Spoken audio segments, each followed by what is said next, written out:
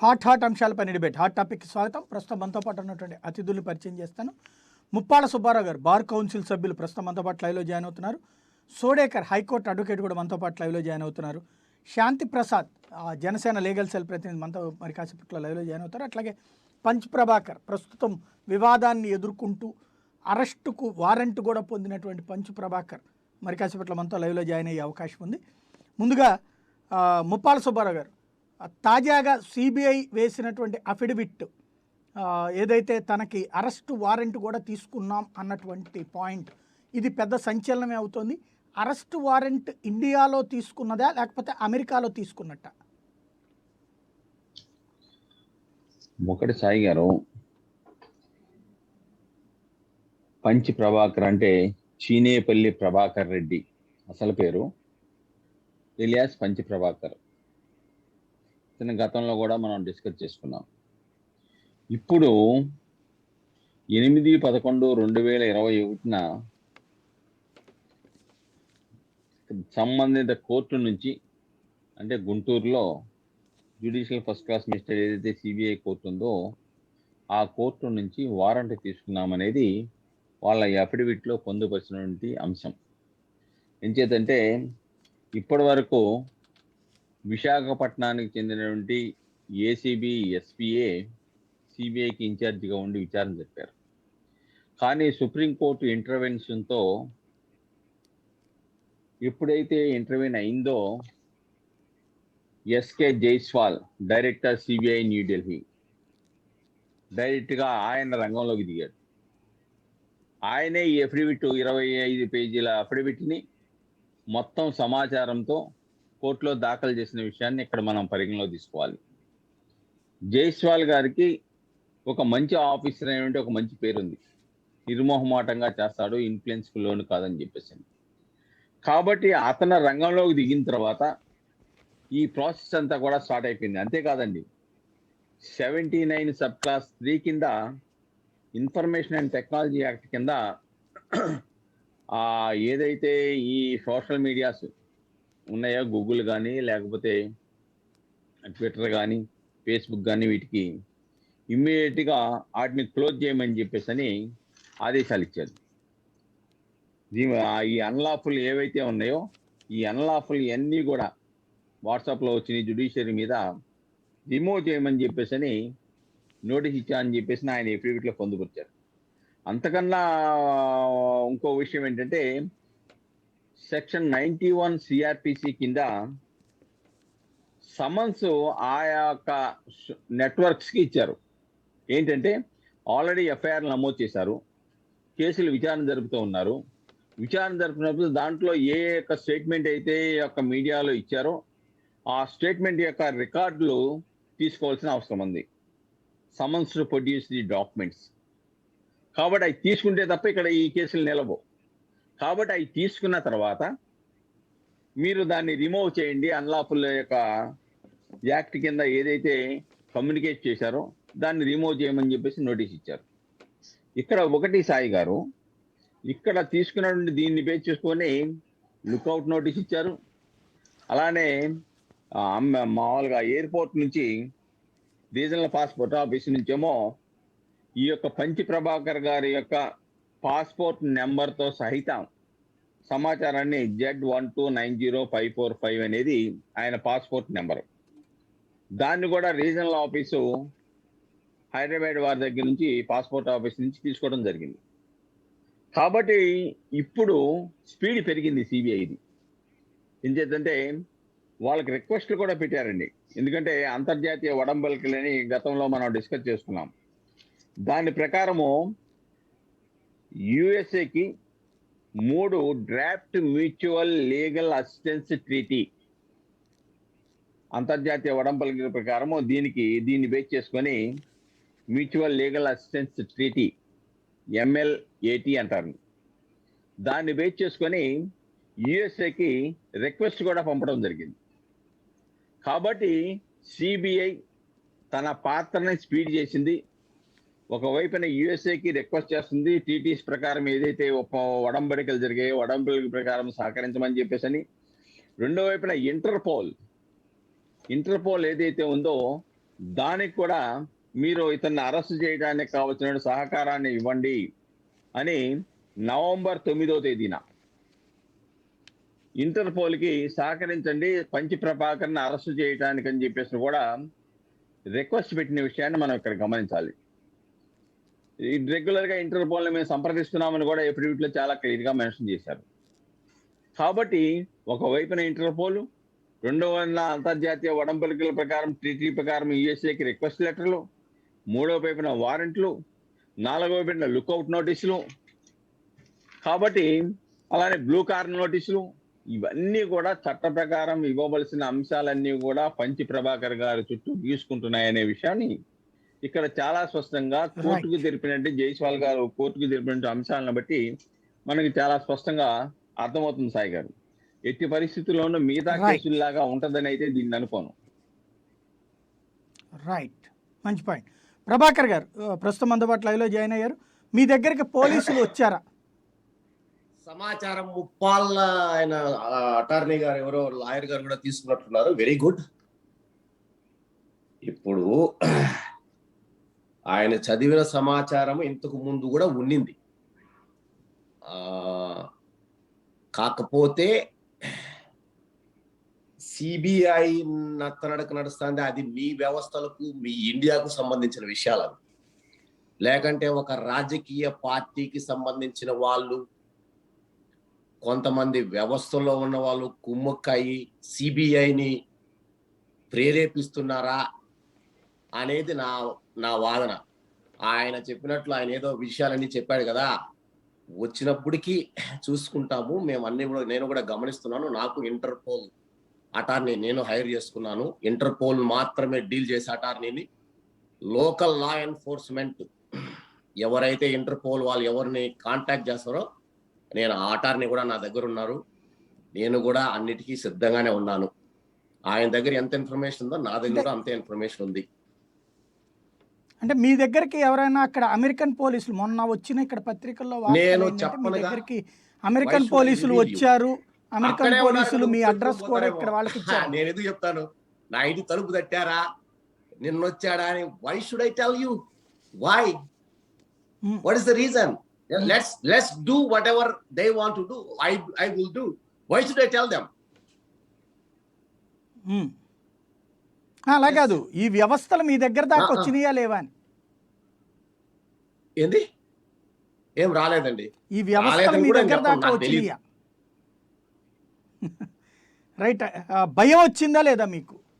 ఇంకోసారి తప్పు చేయకూడదు. నాకెందుకు భయము? నాకెందుకండి భయము? భయపెట్టడానికి ఓకే, ఆయన ఏదైనా చదువుకోవచ్చు. 29 పేజీలు వేసాడా, 40 పేజీలు వేసాడా అనేది అది వాళ్ళ ఇష్టం. అది వాళ్ళు రాజుగారి గుడ్డి దర్బార్ టైపులో కోర్టులో రాసేవాడు ఎవడో గోస్ట్ రైటర్స్ ఉంటారు, రాస్తూనే ఉంటారు, దానికి ఒకటి పెడతానే ఉంటారు. నా వరకు వచ్చినప్పుడు నేను చూసుకుంటాను.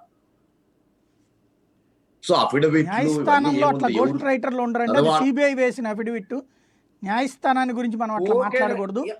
మెయిన్ ఇక్కడ ఇట్ డజంట్ మ్యాటర్. ఇక్కడ పాయింట్ ఏంటంటే వస్తది కదా కేసు.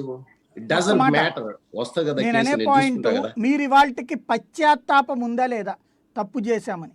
నాకెందుకు పశ్చాత్తాపం రావాలండి? I will take revenge. నన్ను ఈ విధంగా మీరు హింసిస్తున్నకు I'm going to sue you guys. Let's see that is gonna happen. Yes, I have been doing this homework for 10 days. Yes, that is what I'm going to do right now. ఎవరి మీద? ఎవరైతే interpole లో నాకు information ఎవరి పేరు మీద వస్తారో వాళ్ళని నేను సూ చేస్తాను. నా అటాన్ని రెడీగా ఉన్నాడు సూ చేయడానికి. నన్ను రక్షిస్తూ మీ పేరు మీద పంపించే వాళ్ళ మీద మీరు కేసు వేస్తారా? Yes, that is exactly. ఇప్పుడు నేను ఆ అఫిడవిట్ ఆయన ఎవరైతే పెట్టాడో ఆయన ఏదో చెప్తాడు కదా, ఒడంబడికలు అవన్నీ కొంతవరకే పనిచేస్తాయి. తర్వాత ఇక్కడ అవి పని చేయవు. లోకల్ ఆఫీసుల దగ్గర పని చెయ్యవు. మా అటార్నీలు ఉన్నారు. Yes, we will fight it out. కానీ అల్టిమేట్ గా నేను ఇప్పుడు నిన్న లాగిన దానికి నేను సూ చేస్తాను. ఆయన ఉన్నాడు కదా, ఏదో గూగుల్, సిబిఐ, సోషల్ మీడియా అవన్నీ తీసేశారనేది. వాళ్ళకు ఓకే, మీ కంట్రీలో రూల్స్ ప్రకారం నీకు ఒక కోర్టులో కేసు ఉందంటే వాడు నాకెందుకు వచ్చిన గొడవ అని తీసేశాడు. అదేమన్నా పెద్ద విషయమా? ఆఫ్ కోర్స్ అది మీరు అమెండ్ చేసుకున్న రూల్స్ మీ ప్రకారము, అంటే మీ కంట్రీలో సోషల్ మీడియా ఏ విధంగా నడగాలా అనేది చేసుకున్న రూల్స్ అవి. సో వాటిని తీసేశాడు. మరి దాని వలన ఏదో అయిపోతుంది, లేకంటే నాకేదో ఒడంబెకులు ఉన్నాయంటే that's okay, let's see what happens. Right. Sodekar గారు ఏమంటారు? ఇక్కడ ఇంటర్పోల్ ద్వారా వెళ్ళినప్పుడు ఏం జరుగుతుంది? ఇక్కడ ఉన్నటువంటి అరెస్ట్ వారెంట్ అక్కడ వర్తిస్తుందా లేదా? నమస్కారం అండి. మంచి సబ్జెక్ట్లకు నన్ను లాగారు సాయి గారు, థ్యాంక్ యూ. ఇది నేను నాన్ పొలిటికల్ గా మాత్రమే, ప్రొఫెషనల్ గానే మాట్లాడుతాను, ముందే చెప్తున్నాను. ప్రొఫెషనల్ గానే మాట్లాడదాం. ఇంటర్పోల్ నుంచి నోటీస్ వెళ్ళిన తర్వాత మనకి డ్యూయల్ క్రిమినల్ సిస్టమ్ అని ఉంటుంది సాయి గారు. ఆ ప్రిన్సిపల్ బేసిస్ లో మనకి ఇవన్నీ వర్కౌట్ అవుతాయి. అది ఏ అఫెన్స్ అయినా అవ్వండి, ఏ కంప్లైంట్ అయినా అవ్వండి, అది సివిల్ అవ్వచ్చు, క్రిమినల్ అవ్వచ్చు, ఏదైనా అవ్వచ్చు. మనకి ఒకసారి కంప్లైంట్ మన దేశం నుంచి వెళ్ళిన తర్వాత ఇందాక మన సుబ్బారావు సార్ చెప్పినట్టు ఏదైనా సరే ట్రీటీ బేసిస్ మీద జరుగుతుంది. ఇదంతా రెండు దేశాల మధ్య ఉన్న పరస్పర అంగీకారం ప్రకారం మాత్రమే, దాని బేసిస్ లో మాత్రమే ఇవన్నీ జరుగుతాయి. అలా ఇండియాకిను అమెరికాకి 1997 నుంచి మనకు ఒక ట్రీటీ ఉంది. దాని ప్రకారం ఇప్పుడు ఏది జరిగినా కానీ దానిలోని కండిషన్స్ ప్రకారమే జరుగుతాయి. 25 జూన్ 1997 నుంచి ఇండియాకి అమెరికాకి ఉన్న ఒడంబడిక అనండి, తెలుగులో ఇంగ్లీష్ లో ట్రీటీ అనండి, దాని ప్రకారం ఎక్స్ట్రాడిషన్ ట్రీటీ ఇది, దాని ప్రకారం జరుగుతాయి. దీనిలో మనం ఎప్పుడైతే ఈ బ్లూ కార్నర్ నోటీస్ కానీ, లుక్అవుట్ నోటీస్ కానీ, రెడ్ కార్నర్ నోటీస్ కానీ ఏదైతే ఇస్తారో అది ఇంటర్పోల్ నుంచి వెళ్ళాలి మనకి. ఎందుకంటే రెండు కంట్రీస్ కి సంబంధించిన విషయం కాబట్టి, ఒక కంట్రీ ఇన్వెస్టిగేటింగ్ ఏజెన్సీ లైక్ ఇండియాలో సిబిఐ, అమెరికాలో ఎఫ్బిఐ, ఏ ఒక్కటి యాక్ట్ చేయలేదు కాబట్టి ఇక్కడికి మనకి మినిస్ట్రీ ఆఫ్ ఎక్స్టర్నల్ అఫైర్స్ ఉంటుంది. ఇక్కడ విదేశాంగ శాఖ అంటాం కదా మనం. దాని నుంచి అవతల వేరే కంట్రీ ఎక్కడైతే అఫెన్స్ జరిగిందో, లేకపోతే ఎక్కడైతే ఈ నిందితుడు ఉన్నారో వాళ్ళకి ఒక నోటీస్ వెళ్తుంది. అక్కడ ఇన్వెస్టిగేటింగ్ ఏజెన్సీకి వెళ్తుంది. అది పంపించారు. ఇప్పుడు పంపించినప్పుడు ఏమవుతుందంటే అక్కడ లోకల్ కోర్టులోకి పంపిస్తారు. ఇది ఫస్ట్ లోకల్ కోర్టులోకి వెళ్ళిన తర్వాత అక్కడ లోకల్ మ్యాజిస్ట్రేట్ కి అన్ని ఇక్కడ ఏమేంటి, అసలు ఎందుకు కోర్టు ఇది ఇచ్చింది, ఇక్కడ ఏం జరిగింది, ఏమి అభియోగం మోపబడింది దాని మీద, అది ఇక్కడ క్రిమినల్ అఫెన్సా సివిల్ అఫెన్సా, ఆ అభియోగం అది క్రిమినల్ అయితే శిక్ష 1 సంవత్సరం కంటే ఎక్కువ ఉందా, జైలు శిక్ష 1 సంవత్సరం కంటే ఎక్కువ ఉండాలి, ఉందా లేదా, తర్వాత అది ఏదైతే చేశారో ఆ దేశంలో కూడా ఇది క్రిమినల్ అఫెన్స్ అవుతుందా, సివిల్ నేరం అవుతుందా, ఇవన్నీ వాళ్ళు రాస్తూ ఒక ఎక్స్ట్రాక్షన్ మొత్తం ఇస్తూ ఇక్కడ కోర్టులో వేసిన ఏదైతే అభియోగం ఉందో, అంటే కంప్లైంట్ ఉందో, అది కోర్టు డైరెక్షన్, దానికి సంబంధించిన ప్రూఫ్లు, ఇవన్నీ కూడా ఆ బ్లూ నోటీస్ మనం ఏదైతే అంటున్నామో దాంతో పాటు అక్కడ మ్యాజిస్ట్రేట్ గారికి పంపించాల్సి ఉంటుంది. పంపిస్తే ఆ ఇన్వెస్టిగేటింగ్ ఏజెన్సీ వాళ్ళు, అంటే మన మినిస్ట్రీ ఆఫ్ ఎక్స్టర్నల్ అఫైర్స్, మన విదేశాంగ శాఖ వారు ఇవన్నీ కట్టగట్టి ఆ దేశానికి ఇన్వెస్టిగేటింగ్ ఏజెన్సీకి పంపిస్తారు. వాళ్ళ విదేశాంగ శాఖకి పంపిస్తే వాళ్ళు కన్సర్న్ ఏజెన్సీకి ఇస్తే వాళ్ళు కోర్టులో వేస్తారు, మేజిస్ట్రేట్ కోర్టులో. మేజిస్ట్రేట్ గారు విచారణ చేసి ఇది వాళ్ళ దేశంలో అంటే డ్యూయల్ క్రిమినల్ సిస్టమ్ ఇందాక అనుకున్నాం కదా సార్, ఆ రెండింటిలో పడితే అప్పుడు మనకి ఎక్స్ట్రాడిషన్ అనేది వస్తుంది. అంటే ఎవరైతే నిందితులు ఉన్నారో వారిని అక్కడ ఐడెంటిఫై చేయటం, వారిని కోర్టుకు పిలిపించడం, వారు అంగీకరిస్తున్నారా నేరం లేదా అనేది విచారణ చేయటం, వారికి ఏమైనా అభ్యంతరాలు ఉంటే ఆ నేరం మీద మళ్ళీ ఇక్కడ ఇన్వెస్టిగేషన్ జరిగినట్టే లేదా ఎంక్వైరీ జరిగినట్టే కోర్టులో అక్కడ కూడా ఎంక్వైరీ జరుగుతుంది. అక్కడ ఇన్వెస్టిగేషన్ జరుగుతుంది, ఎంక్వైరీ జరుగుతుంది కోర్టులో. అప్పుడు కోర్టు కనుక వారు వేసిన ఏవైతే అబ్జెక్షన్స్ ఉన్నాయో అవి నిజానిజాలు తెలుసుకొని ఒకవేళ అవి మెయింటైనబుల్ అయితే మనకి ఎక్స్ట్రాడిట్ చేయరు, అంటే నిందితుని ఇక్కడ పంపించరు. ఒకవేళ కాకపోతే వారిని ఎక్స్ట్రాడిట్ చేస్తారు. ఇది మనకి ఉన్న లీగల్ పొజిషన్ ఇవాళ రోజున. అమెరికాకి ఇంగ్లాండ్కి ఒక చిన్న తేడా మనకి ఎందుకు ఇక్కడ వస్తుంది అంటే, అమెరికాలో వచ్చేసరికి మనకి నాన్ ఎంక్వైరీ సిస్టమ్ అని ఒక సిస్టమ్ ఉంది. మనకి అమెరికాలో వచ్చిన ట్రీటీలో వచ్చిన కండిషన్ ఏంటంటే, మనకి 43 దేశాలతో మనకున్న ఎక్స్ట్రాడిషన్ ట్రీటీల్లో అమెరికాతో ఉన్న ఒక డిఫరెన్స్ ఏంటంటే నాన్ ఎంక్వైరీ సిస్టమ్ అంటారు అమెరికాలో. అంటే మొత్తం డీటెయిల్డ్ గా వెళ్ళి విచారణ చేసి ఎక్కడైతే అమెరికాలో ఇంగ్లాండ్ లో మనకి విజయమాల్యా గారి కేసులోను, చౌస్కీ గారి కేసులోను జరుగుతుందో అలా మనకి ఎంక్వైరీ యుఎస్ లో జరగదు. మనకున్న తేడా అది వేరే దేశాలకి అమెరికాకి. నాన్ ఎంక్వైరీ అంటారు దీన్ని. సో ఇప్పుడు మీరు బ్లూ కార్నర్ నోటీస్ వెళ్ళిన తర్వాత లేదా లుక్అవుట్ నోటీస్ వెళ్ళిన తర్వాత వాళ్ళు ఫస్ట్ చేసిన ఏంటంటే ఆ లోకల్ మ్యాజిస్ట్రేట్ గారిని పర్మిషన్ అడుగుతారు. అయ్యా మీరు నిందితుడు పలానా అడ్రస్ లో ఉన్నారు, వారిని పిలిపించి మీరు కనుక్కోండి, వారి అబ్జెక్షన్స్ లేకపోతే మేము తీసుకెళ్తాం. ఇది లీగల్ పొజిషన్ సాయి గారు. రైట్. శాంతి ప్రసాద్ గారు. నమస్తే సాయి గారు, మీకు ప్యానెల్లో ఉన్న సోదరులకు, న్యాయవాద మిత్రులకు, చూస్తున్న వీక్షకులకు. వాస్తవం చెప్పాలంటే justice may be delayed but can never be denied అనేది మనకి ఒక సామెత ఉంది. So any person who may try to escape from the clutches of the law but can never ever permanently be escape. ఆ సూత్రం మనం తీసుకుంటే ఇవాళ కాకపోతే రేపు, but screws are being tightened, slowly being tightened. ఆ పరిస్థితి వస్తే ఎవరైనా తలకాయ ఉంచాల్సిందే, సిస్టంలోకి రావాల్సిందే. నేను సిస్టంలోకి రాను అంటే అది డాంబికాలు తప్పితే నా దృష్టిలో అది పెద్ద స్టేట్మెంట్ కూడా కింద లెక్కేసుకోవడానికి వీల్లేదు. మొత్తం ఈ కేసులో ఇప్పటి వరకు నాకు తెలిసి ఒక 15 మంది పైన కేసులు పెడతాం జరిగింది, ముద్దాలుగా చూపడం జరిగింది. సిబిఐ కోర్టు 11 ఛార్జ్ షీట్లు ఎవరి మీద సెపరేట్ గా వేయటం కూడా జరిగింది. ఇప్పుడు ఇతర కేసులో పెండింగ్ ఉంది ఛార్జ్ షీట్. ప్రస్తుతం అరెస్ట్ వారెంట్ ఇష్యూ చేశారు, లీగల్ ప్రాసెస్ స్టార్ట్ చేశారు to extradite him from States to India. దానిలో భాగంగా ముందు బ్లూ కార్నర్ నోటీస్ ఇష్యూ చేశారు. మా మిత్రులు ఇద్దరు చెప్పిన ఆ లీగల్ ఆస్పెక్ట్స్ తో నేను అంగీకరిస్తూ దాన్ని ఫర్దర్ గా తీసుకెళ్ళదలుచుకోలేదు. చెప్పదు, ఎప్పుడైతే ఒకసారి ఈ లీగల్ నోటీసులు ఇష్యూ అయ్యి డిప్లొమాటిక్ ఛానల్స్ ద్వారా ప్రాసెస్ స్టార్ట్ అయ్యి అక్కడ అమెరికన్ కోర్ట్స్ లో ఇది డ్యూయల్ సిస్టమ్ లో, క్రిమినల్ సిస్టమ్ లో అక్కడ కూడా ఇది నేరంగా పరిగణించబడుతుందో నాకు తెలిసి ఆటోమేటిక్ గా local court of the America also will accept. There won't be any denial. ఎందుకంటే ఇక్కడ వ్యక్తులకు జరిగింది కాదు, ఒక సిస్టమ్ ని ధిక్కరించడం జరిగింది. సిస్టమ్ కూడా ఏంటంటే మనం సోదర సిస్టమ్ అంటాం, జుడిషియల్ సిస్టమ్. సో ఈ judicial system anywhere in world ఇంకో జుడిషియల్ సిస్టమ్ లో ఇట్లా జరుగుతుంది అంటే సానుభూతితో పరిశీలిస్తే తప్ప ఇంపాషనేట్ గా మామూలు అఫెన్సెస్ లో జరిగినట్టుగా, మామూలు ఇతరత్ర మాల్యా లాంటి కేసులు జరిగినట్టుగా ఇందాక సోడేకర్ గారు చెప్పినట్టు అటువంటి పరిశీలన చేయవని నేను అనుకున్నాను. గతంలో ఒక ఛానల్ చెప్పారు, if supreme court takes it as serious and tries to pursue చాలా కాంప్లికేషన్స్ వస్తాయని కూడా చెప్పాను. అయితే లీగల్ గా వస్తాయని చాలా మంది అడిగారు. అది లీగల్ గా రావాల్సిన అవసరం లేదు. There is channel called as persuasive channel. వీళ్ళకి ఏంటంటే కొంత ఒక అథారిటీ నుంచి ఇంకో అథారిటీకి పర్సుయేసివ్ ఛానల్స్ ఉంటాయి. ఆ ఛానల్స్ ద్వారా ఒక రిక్వెస్ట్ వెళితే definitely it will be considered.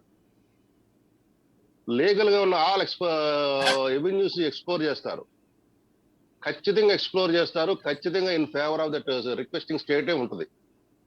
ఆ లైన్ లో తీసుకుంటే ఇవాళ కాకపోతే రేపు.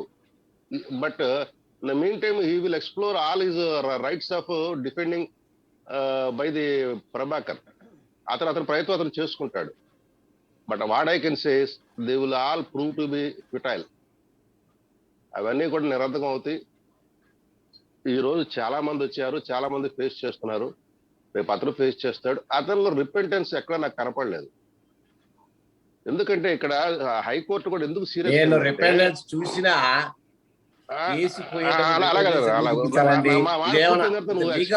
బాగుంటుంది. లీగల్ బ్యాటిల్ లో రిపెండెన్స్. ఇప్పుడు ఇది కోర్టు కాదు కదా, ప్లీజ్ ఇంటర్ఫీర్ అవుతుంది చెప్పండి మా సోదరుడు. ఇట్ ఈస్ నాట్ శాంతి ప్రసాద్ గారు అయ్యాక మీరు you considering your self as a hero and you are making a battle against the system. That is your vision, that is నీకు సంబంధించిన విషయం. మాకు as far as we concerned, we are least bothered about the aspects raised by you. ఎందుకంటే మాకు ఇక్కడ రాష్ట్రంలో చాలా సమస్యలు ఉన్నాయి, మాకు ఆ సమస్యలు ముఖ్యం. కానీ ఈ సమస్య జ్యుడిషియరీ పట్టుకుంది కాబట్టి ఈ రోజు డిబేట్ లో కూర్చోవాల్సి వస్తుంది. కానీ జ్యుడిషియరీ పట్టించుకోకపోతే అసలు మాకు ఇది ఈ ఇష్యూల మీద ఆలోచించాల్సిన అవసరం కూడా లేదు. ఇకపోతే విషయానికి వస్తే ఇంత జరిగిన తర్వాత కూడా మళ్ళీ అతను సిస్టమ్ మీద పోస్టులు పెడుతుంటూ judiciary has come to conclusion, clear conclusion. There is no iota of repentance from him, instead is more aggressive. అటువంటప్పుడు ఖచ్చితంగా సిస్టమ్ అనేది తన యొక్క డామినెన్స్ చూపించడానికి ప్రయత్నం చేస్తుంది, తన యొక్క అధికారాన్ని ఉపయోగించడానికి ప్రయత్నం చేస్తుంది. ఆ ప్రాసెస్ లో ఎవరెవరు గెలుస్తారనే దానికి నేనైతే I'm in favour of system, because I know what is system. Right. నేను కానీ సోడేకర్ కానీ సుబ్బారావు గారు కానీ మేము సిస్టమ్ లో ఉన్నవాళ్ళం కాబట్టి మేము చూస్తాం. సిస్టమ్ బయట ఉండి చాలా మంది చాలా సార్లు ఛాలెంజ్ చేస్తారు, చివరికి వచ్చేప్పటికి సిస్టమ్ కి లోబడిపోతారు. అది ఏంటంటే కొంత లాంగ్ లీగల్ బ్యాటిల్ చేసుకుంటారు, but ultimately they will not succeed. ఇందాక విజయ మాల్యా కానీ ఇంకో ఇతరత్ర మనుషులు చోక్సీ ఇటువంటి వాళ్ళ దగ్గర వస్తే ఇది ఆర్థిక పరమైన అంశాలు. ఇది ఒక వ్యవస్థను ధిక్కరించడం, వ్యవస్థను ధిక్కరిస్తూ మలీషియస్ గా మాట్లాడతాం. ఇది ఇక్కడ ముఖ్యం. ఇక్కడ అతను ఏ ఒక్క వ్యక్తినో లేదా ఇంకొక వ్యక్తినో ఏదో ఇబ్బందులు పెట్టి అతను విదేశాలకు వెళ్ళాడనేది కాదు. Is challenging the system. When question of challenging the system comes, అది టోటల్ గా డిఫరెంట్ లైన్ తీసుకుంటుంది. దాని కాన్సిక్వెన్స్ ఏంటనేది అతనే చివరికి. రెండోది ఏంటంటే హీరోయిజం అనుకున్న ప్రతి వాళ్ళు కూడాను చివరికి మళ్ళీ సిస్టమ్ లోకి రావాల్సిందే. ఎంత మీరు హీరోలను మీకు మీరు భావించినా, మీకు మీరు ఎక్స్పోజ్ చేసుకున్నా, మీకు మీరు మిమ్మల్ని వీడియోలు చేసినా, మీకు ఎంతమంది ఇక్కడ సానుభూతి పరులు అభిమానులు మీకు ఇక్కడ డప్పు వేసినా, దే విల్ నెవర్ వర్క్. ప్రతి ఏ ఒక్కడు కూడా ఆ రోజు మీ వెనకాల రాడు, ఆ ఏ ఒక్కడు కూడా మీ గురించి కన్నీరు కార్చడు, ఏ ఒక్కడు కూడా మీకు సానుభూతి చూపించడు. ఇది మటుకు వాస్తవం. ఏదైనా system will take its own course, it only takes time, that's all. So right. Prabhakar గారు, ఇక్కడ మీరు ఈ మధ్యన ఒక్క మాట 2 పాయింట్స్ నేను అడుగుతాను. ఒకటి, రీసెంట్గా జరిగిన ప్రచారం ఏంటంటే మీకు ఆల్రెడీ అక్కడికి నోటీసులు సర్వ్ చేశారు మీ ఇంటికి అనేది ఒక కాన్సెప్ట్, దానికి మీరు ఆన్సర్ చేయాల్సి ఉంది, ఆ తర్వాత అక్కడి నుంచి వస్తారనేది. రెండో పాయింట్ ఏంటంటే మిమ్మల్ని ఇప్పుడు ఎవరూ ఆదుకోవట్లేదు, ఈవెన్ రాష్ట్ర ప్రభుత్వం కానీ వైఎస్ఆర్ కాంగ్రెస్ పార్టీ కూడా మీరు మాకు సంబంధం లేదు మీతో అని చెప్పేసి తేల్చి చెప్పింది. దీంతో మీరు వైసీపీ మీద కూడా ఆగ్రహం వ్యక్తం చేశారు, వాళ్ళని కూడా తిట్టిపోశారు. ఇదేమి దుర్మార్గం అన్నటువంటి పాయింట్ ఇక్కడ ప్రొజెక్ట్ అయింది. yes, this is a legal battle, let's keep to the legal system, whatever వాళ్ళకి తెలిసింది చెప్పారు. ఏమే, నేను ఒకవైపు నా వైపు నేను చూస్తున్నాను. I don't want to comment, ఎందుకంటే ఇప్పుడు మనం పాలిటిక్స్ మాట్లాడుకుంటూ పోతే దానికి ఇప్పుడు మళ్ళీ ఎడతెరిపోయినది ఉండదు. But I just want to finish. మీరు ఇప్పుడు మన సత్యప్రసాద్ గారు చెప్పినట్లు, ఇప్పుడు మీరు కూర్చొని నేను కూర్చొని శాంతి ప్రసాద్ మాట్లాడుకుని, శాంతి ప్రసాద్ గారు సార్ హైకోర్టులో మీరు సత్యాన్ని మాట్లాడతారు కాబట్టి, శాంతిగా మాట్లాడతారు కాబట్టి సత్య శాంతి ప్రసాద్ గారు అంటాను. అంటే శాంతంగానే ఉంటారు, ఎప్పుడు శాంతంగానే ఉంటారు. నేను ఇది ఇప్పుడు మనం మాట్లాడుకున్నంత మాత్రాన, లేకంటే ఏదో మీడియాలో మాట్లాడుకున్న మాత్రాన సిబిఐ వాళ్ళు ఇప్పుడు నాకు ప్రతివాదులు వచ్చి CBI and whatever system అంటున్నారో మన శాంతి ప్రసాద్ గారు. So let us see. I mean, I don't want to talk about politics. It's a waste of time. ఇప్పుడు వైఎస్ఆర్సీపీ వచ్చి నాకేమీ పెట్టేది లేదు ఏమే. So in what way they are connected. మీ ద్వారా ప్రభాకర్ చిన్న క్లారిఫికేషన్ అంటే, the complainant here is the system, that is judicial system. CBI is the only agency to only a tool to nab him. No, that's the tool. Yes, within the system. Let us see how that works. So ఇప్పుడు వీళ్ళందరూ చెప్పారు కదా అవన్నీ, నాకు already నేను I have been talking to them. Let's see how that works out, how long it takes. I'm ready to face for the legal battle. So జరుగుతుంది. So దానికి మనం ఇక్కడ కూర్చొని మనం ఎంతసేపు అనుకున్నా ఏం లేదు. But I'm ready to face public consequences. Confusion ఉంది. అంటే ఇప్పుడు నేను చట్ట ప్రకారం అక్కడ అమెరికన్ చట్ట ప్రకారం అంటే ఒక్క మాట చెప్పినా, ఇంతకుముందు చెప్పినా, ఇది see whatever it is going to happen. ఒక్క మాట ప్రభాకర్ గారు, ఒక్క మాట. ఇక్కడ పబ్లిక్కి చెప్పండి. ఇక్కడ ఉన్నటువంటి లీగల్ సిస్టమ్ ప్రకారం ఇక్కడ లాయర్లు చెప్తారు, అలాగే ఒక అబ్జర్వేషన్ చెప్తారు. అక్కడ అమెరికన్ లీగల్ సిస్టంలో మీకున్న ప్రివిలేజ్ ఏంటి? So this is exactly what నేను ఒక ఇంటర్పోల్ అటార్నీని హైర్ చేసుకున్నాను. I think they are taking all this things and then also I'm requested to go to the local law enforcement authorities కి immunity తీసుకున్నాము. ఇంతవరకు అది అంతవరకు రాలేదు కాబట్టి వచ్చిన వెంటనే then we want to fight. రాకముందే నేనైతే ఫైట్ చేయలేను. So we have an Interpol attorney. So అతను వేరు, ఇతను వేరు, ఇక్కడుండే అతను వేరు. క్రిమినల్ జస్టిస్ అటార్నీ ఒక అతను హైర్ చేసుకున్నాము. This is how I'm proceeding the way I want to proceed. Right. అంటే మీరు వాదిస్తారా మీ వైపు నుండి, ఇట్లాగా నేను చెప్పింది నేను చేసింది కరెక్టే అని వాదనలు అక్కడ మీ కోర్టులో వినిపిస్తారా? ఓ యా, ఖచ్చితంగా. నేను తప్పు చేశాను ఒప్పుకోను కదా. So why should I? So right. అంటే అక్కడ జ్యుడిషియరీ సిస్టంలో క్రిటిసిజం అనే దాన్ని, సిస్టమ్ని క్రిటిసైజ్ చేయడాన్ని యాక్సెప్ట్ చేస్తుంది అమెరికా? ఓవరాల్ గా ఇప్పుడు ప్రస్తుతానికైతే what preliminarily it is not going to be. అంటే ఇప్పుడు మీరు ఏదైతే నా మీద పెట్టారో, అంటే అసలు డెరగేటరీ కానీ మలీషియస్ కానీ హౌ దే ఫ్రేమ్డ్, నాకు సిబిఐ ఒక 2-3 డాక్యుమెంట్లు పంపించింది. దాని ప్రకారం అయితే so they are not. But let's see what they are sending other documents. అవన్నీ మా అటార్నీ చూసుకున్న తర్వాత చెప్తాడు. నాకు ఒక 3 డాక్యుమెంట్లే నేను ఇచ్చాను మా అటార్నీకి.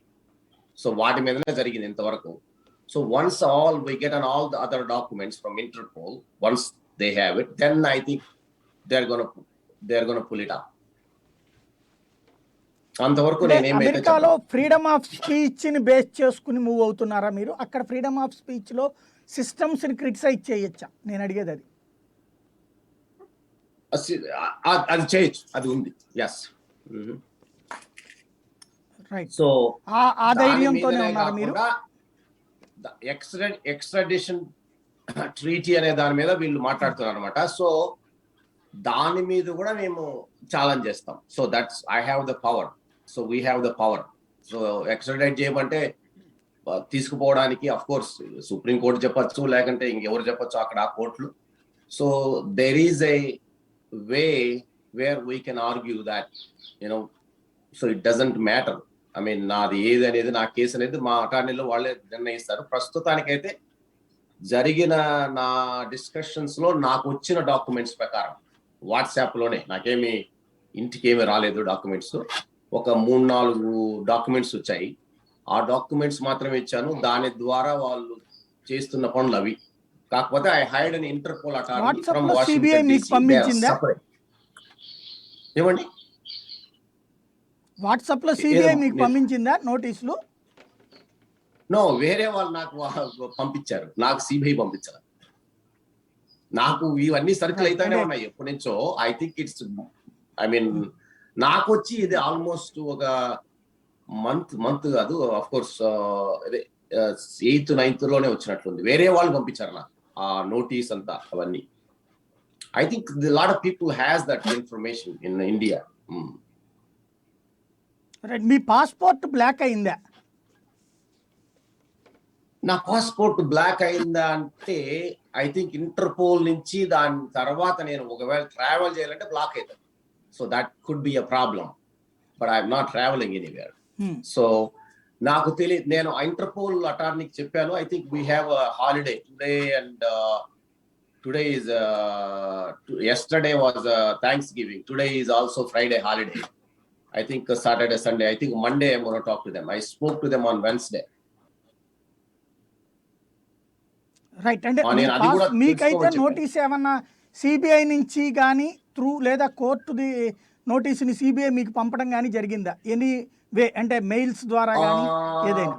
By mail or anybody did not knock my door or a mail also, I have not received anything so far. But whatever I received, అంటే మీ ఇంటి అడ్రస్ మీరు ఇచ్చారా, సిబిఐ సేకరించిందా? అదంతా మళ్ళీ అడిగితే నేను ఇంకా చెప్పలేను. ఐ థింక్ ఎవరో అది సిబిఐకి కోర్టులో ఉన్న వాళ్ళు ఇచ్చారండి, అది నిజం. సిబిఐ సేకరించలేదు. సిబిఐకి కోర్టు ఇంతకుముందు జరిగింది, I think November 7th or 8th court సిబిఐని పిలిచి చివాట్లు పెట్టినప్పుడు మీ దగ్గర లేదా, ఇదిగో తీసుకొని పడేశారు. ఐ మీన్ అఫ్ కోర్స్ సి ఎంతవరకు వచ్చినాక నా అడ్రస్ కనిపెట్టుకోవడానికి అదేమన్నా పెద్ద విషయం అయింది. సో ఎస్, అడ్రస్ తీసుకోవడం అనేది ఉంది. FBI కానీ ఒకటి పంపించింది మాత్రం అని తాజాగా ఒకటి వచ్చిన మాత్రం చెప్పగలను, ఇదేంటంటే ఒకటి మాత్రం చెప్పగలను, అసలు బ్లూ నోటీస్ ఇవ్వడం అనే కంటే, బ్లూ నోటీస్ అదేదన్నారు కదా, దానికంటే ముందు నా అడ్రస్ వాళ్ళ దగ్గర ఉంది. ఐ థింక్ బ్లూ నోటీస్ అనేది I think just information maybe, but that is wrong actually. Of course what ever కథనాలు ఏదైనా వచ్చినా కానీ నా దగ్గర కొన్ని ఫ్యాక్ట్స్ ఉన్నాయి. బట్ అఫ్ కోర్స్ దానివల్ల నేనేం చేస్తానా లేదా అనేది పక్కన పెడితే, నా ఇన్ఫర్మేషన్, నా అడ్రస్ బ్లూ నోటీస్ కంటే ముందే వాళ్ళకు కోర్టు వాళ్ళకి పోయింది. కోర్టు వాళ్ళు వచ్చి సిబిఐ వాళ్ళకి ఇచ్చారు. అఫ్ కోర్స్ దాని తర్వాత మళ్ళా వాళ్ళు కూడా సేకరించారేమో తెలియదు ఇండివిజువల్ గా, గాడ్ నోస్. రైట్. అంటే ఇప్పుడు దీంట్లో ఇక్కడ వెల్లడైన వార్తలు ఏంటంటే, సిబిఐ ఇంటర్పోల్కి రాస్తే ఇంటర్పోల్ ఎఫ్బిఐకి చెప్తే ఎఫ్బిఐ మీ అడ్రస్ తీసుకుని ఇక్కడికి పంపించింది సిబిఐకి అనేది తాజా అఫిడవిట్ సారాంశం. లేదు లేదు లేదు, of course FBI has my address, that's a different story. I don't want to reveal the why there was, but 2 different cases I'm telling. FBI never approached me. I mean, I don't know, nobody knows whether FBI already involved. I don't think so. లేదు, నాకు FBI officer number నా దగ్గర ఉన్నాయి, ఇద్దరు వ్యక్తులు 2 నెలల నుంచి ఉన్నాయి. I don't think I have a constant contact with them. వాళ్ళు నా అడ్రస్ వాళ్ళని ఎవరు అప్రోచ్ అయినట్లు లేదు. చెప్పండి. ఈ రోజు జరిగిన పరిణామాలు, ఇక్కడ జరిగిన ఈ కేసుకి సంబంధించి ఎవరైనా మిమ్మల్ని అప్రోచ్ అయ్యారా? అంటే త్రూ లీగల్గా కానీ, లేకపోతే ఈ దర్యాప్తు సంస్థలు కానీ, అమెరికన్ దర్యాప్తు సంస్థలు కానీ, ఈ కేసుకు సంబంధించిన ఏ పేపర్ అన్నా మీ దగ్గరికి చేరిందా? అంటే అధికారికంగా మీరు ఇట్లా తప్పు చేస్తున్నారు అన్న నోటీస్? నా ఇన్ఫర్మేషన్ నాకు వచ్చిన తప్పితే నాకు మెయిల్ రూపంలో కానీ ఏది కానీ రాలేదు. మెయిల్ ఈ ఏరియాలో ఉన్న అధికార వ్యవస్థలు కూడా ఎవరు మిమ్మల్ని టచ్ చేయలేదా? లేదు, నేను యాక్చువల్గా we went to local enforcement authorities. So far they have not received anything. See, it may take time. See, ఇప్పుడు వాళ్ళు అనుకున్నంత వేగంగా జరగకపోవచ్చు. It eventually may come. We are also waiting for what kind of documents they come, and then my attorneys will work on it. ఇప్పుడు ఈ CBI చూపిస్తే వాళ్ళకి అర్థం కాకుండా, యూట్యూబ్ ఇట్లాంటి ప్లాట్ఫారాల నుంచి ఏమైనా వచ్చినాయా మీకు నోటీసులు? I think I received a lot of emails, and then abruptly they removed couple of channels I had it.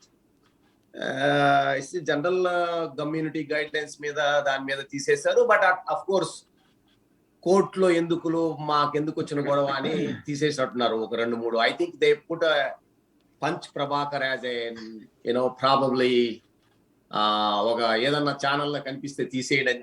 I don't know what's going. See, మీ కంట్రీలో జరిగే సోషల్ మీడియా ప్లాట్ఫామ్ల విధి విధానాలు వేరు, వేరే కంట్రీలో జరిగేటి వేరు. ఎందుకంటే మీరు అమెండ్ చేసుకున్నారు మళ్ళా మధ్యలో కొన్ని. I think you guys amended it just 6-7 months ago, or I don't know, maybe lately. So they should work, all social media platforms should work with your government, or that's exactly what is going on. So ఆ నేపథ్యంలోనే వాళ్ళు నా channels అన్ని పీకేసినట్టు ఉన్నారు అని అనుకుంటున్నా నేను. Right. ఇప్పుడు ఏది మీ పని చేయట్లేదు? వాళ్ళ ఈమెయిల్స్ ఏమో చెప్పండి. మీది ఏమి ఇప్పుడు పని చేయట్లేదు ఆ ప్లాట్ఫారాలు ఏమి, సోషల్ మీడియా ప్లాట్ఫారాలు? Other than my Facebook. Yeah, right. Facebook account అయితే రన్నింగ్ లో ఉంది. Yeah, right now. దాంట్లో ఏమన్నా నెగిటివ్ కామెంట్స్ చేస్తున్నారా మీరు? Probably my Facebook reach has been decreased. Probably there are many people reports కొడుతూ ఉంటారు. అంటే మీకు సోషల్ మీడియాలో మీరు, ఐ థింక్ మీరు కూడా నాలాగానే ఉంటారు. I think you know how the system works. Probably Facebook reach has decreased. I have 4 pages. 4 different pages tonight. Of course, everybody knows about it. But I don't know what is going to happen for them too. But I think I may create another one. But eventually. Right. Subbarao గారు ఏమంటారు? అక్కడ దాకా వ్యవస్థలు వెళ్ళిపోయినాయి, already జరిగిపోతుంది అన్నది ఇప్పటిదాకా జరిగిన ప్రచారం. వాస్తవం ఏంటో వింటున్నాం.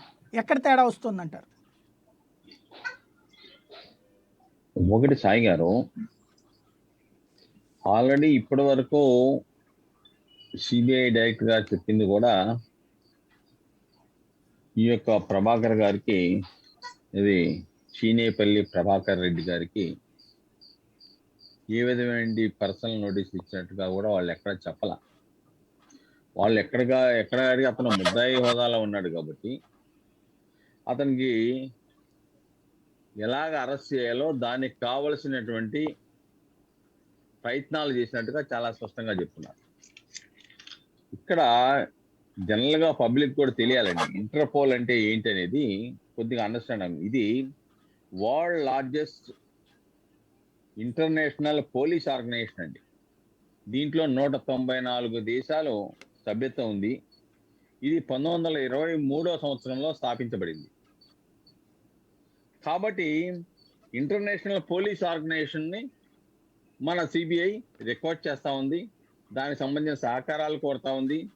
అలానే అమెరికాకు సంబంధించిన అంతర్జాతీయ ఒడంబడిక ప్రకారం ఆయన ముద్దాయి కాబట్టి మాకు ఆయన్ని అరెస్ట్ చేయడానికి సహకరించమని రిక్వెస్ట్ చేస్తా ఉంది. కాబట్టి అన్ని వైపుల నుంచి ప్రయత్నం చేస్తా ఉంది. ఇక్కడ పంచి ప్రభాకర్ గారు చెప్తా ఉన్నారు, ఆయన రిపీటెడ్ గా అన్నాడు, అది వీడియో ద్వారా చెప్పనివ్వండి, ఏ విధంగా విమర్శలు చేయనివ్వండి. అందుకే ఆల్రెడీ సిబిఐ వాళ్ళు కూడా ఇప్పటి వరకు 16 మంది ఉన్నారు ముద్దాయిలుగా. ఈయన 17వ ముద్దాయిగా దాంట్లో ఇంప్లీడ్ చేసినట్టుగా చాలా స్పష్టంగా ఎఫిడవిట్ లో పొందుపరిచారు. కాబట్టి ఈజ్ అన్ ఎక్యూజ్. ఇప్పటి వరకు ఎక్యూజ్డ్ గా మెన్షన్ చేయాల. ఇప్పటి వరకు జరిగిన వాదనలన్నీ కూడా మనం పంచి ప్రభాకర్ గారు విమర్శిస్తున్నారు, అతని మీద చర్యలు తీసుకునే పరిస్థితి ఉద్భవించింది తప్ప, ఇప్పుడు ఎఫిడవిట్ వేసిన తర్వాత పంచి ప్రభాకర్ ఇది A17 అని సిబిఐ చాలా స్పష్టంగా చెప్పింది. కాబట్టి ఇక్కడ ఇంకొక విషయం ఏంటంటే, దాంట్లో 67 of information and technology act second offence కనుక కమిట్ చేస్తే 5 years పనిష్మెంట్, 10 lakhs rupees వరకు పెనాల్టీ ఇంపోజ్ చేయొచ్చు, ఆర్ బోత్. అంతేకాకుండా ఈయన చేసిన పుకారులతో కూడిన ప్రకటనలో ఫార్వర్డ్ చేస్తా ఉన్నాడు, అది కూడా ఆఫెన్సే. దానికి 3 సంవత్సరాలు జైలు శిక్ష ఉంది. 504 అవమానించడం ద్వారా రెచ్చగొట్టడం, దానికి 2 సంవత్సరాలు జైలు శిక్ష, జరిమానా ఉంది. 228 IPC న్యాయ ప్రక్రియ విధి నిర్వహణలో ఉన్న ఉద్యోగస్తుల్ని అవమానించడం, దానికి 6 నెలల శిక్ష, జరిమానా 2 వేయచ్చు. కాబట్టి ఈ విధంగా ఇవన్నీ కూడా పంచి ప్రభాకర్ గారికి అప్లై అవుతాయి. కాబట్టి డెఫినెట్ గా అమెరికాలో ఉన్నటువంటి న్యాయస్థానాలు కూడా ఈ యాక్ట్ డెఫినెట్ గా ఈ యాక్ట్ లో ఉన్న నేరాలు అక్కడ నేరాలు కాదు అని అనడానికి అవకాశాలు తక్కువ ఉంటాయనేది నా యొక్క వ్యక్తిగత అభిప్రాయం. కాబట్టి ఏదేమైనప్పుడు కూడాను డెఫినెట్ గా దీనికి తలవగ్గాల్సిందే. మామూలుగా ముందు గాంభీర్యంగా శాంతి ప్రసాద్ గారు చెప్పినట్టుగా గాంభీర్యంగా వ్యవహరించేవచ్చు తప్ప, ఈ యొక్క ప్రొసీజర్ ఏదైతే తీసుకుందో ఇది 2 దేశాల మధ్య ఉన్నటువంటి ఒడంబడికి. డెఫినెట్ గా దీన్ని ఎవరు ఉల్లంఘించరు. అంతేకాకుండా పంచి ప్రభాకర్ గారు పదే విమర్శలు చేయడంతో ఏమైందంటే, పాపం అది వైఎస్ఆర్సీపీ వాళ్ళకు కూడా అంటుకుంది. ఈ ఎఫిడవిట్ ఏం రాశారంటే, Gurrampati Devender Reddy, in-charge of social media cell, YSR Congress Party, ఆయన్ని సస్పెక్ట్ చేస్తూ విచారించామన్నారు. నందిగం సురేష్ గారు ఎంపీ గారిని విచారించామని చెప్పారు. కృష్ణమోహన్ ఎక్స్ఎమ్మెల్యేని విమర్శించి అన్నాడు. K Ravichandra Reddy spokes person YSRCP అలాంటి వాళ్ళని చాలా మందిని సస్పెక్ట్ చేస్తూ ఆల్రెడీ హైకోర్టు ఇచ్చిన దాంట్లో చాలా స్పష్టంగా సిబిఐకి ఇచ్చిన డైరెక్షన్స్ లో వాళ్ళు హోదాలు ఎంతటి వారైనా కానీ మీరు చర్యలు తీసుకోవాల్సిందే, దాన్ని హోదాలు చూడొద్దు, అని చెప్పేసి రిజిస్ట్రార్ గారు ఇచ్చిన దాంట్లో చాలా స్పష్టంగా నందిగం సురేష్ గారు వైఎస్ఆర్సీపీ ఆఫీస్ నుంచి సాక్షి ఛానల్లో లైవ్ ఇచ్చారు. ఇవన్నీ కూడా హైకోర్టు రాసిందండి. అదే సిబిఐ ఏం చెప్తుందంటే హైకోర్టు రిజిస్ట్రార్ గా ఇచ్చిన అంశాలను అలానే ఇచ్చిన డాక్యుమెంట్లను బేస్ చేసుకొని తదుపరి ఎఫ్ఐఆర్లు కూడా మేము నమోదు చేస్తాము. ఎవరైతే సస్పెక్ట్ ఉన్నారో వాళ్ళ దగ్గర FSL కి రిపోర్ట్ పంపాము. అవి వచ్చిన తర్వాత కూడా వాటిని కూడా పరిశీలించి వాళ్ళని కూడా ఎవరి మీద అవుతుందో కొత్త ఎఫ్ఐఆర్లు ఏం కట్టాలి, కొత్తగా ముద్దాయిలను ఎవరైనా ఇంప్లీట్ చేయాలి, ఇవన్నీ కూడా మేము చేస్తామని చెప్పేసి న్యాయస్థానానికి 20వ తారీఖు ఇచ్చినటువంటి అఫిడవిట్ లో డైరెక్టర్ ఆఫ్ సిబిఐ చాలా స్పష్టంగా మెన్షన్ చేసిన విషయాన్ని మనం చూడాలి. అయితే పంచి ప్రభాకర్ గారికి ఏంటంటే నాకు అమెరికా పౌరసత్వం ఉంది కాబట్టి నాకేదో ప్రొటెక్షన్ ఉందనే అభిప్రాయంలో దృఢ నమ్మకంతో ఉన్నట్టున్నారు. కానీ అంతర్జాతీయ ఒడంబడికలు జరిగిన తర్వాత ఏ దేశ పౌరసత్వం ఉన్నా ఒడంబడికలకి ఆయా దేశాలు కట్టుబడి ఉండాల్సిందే.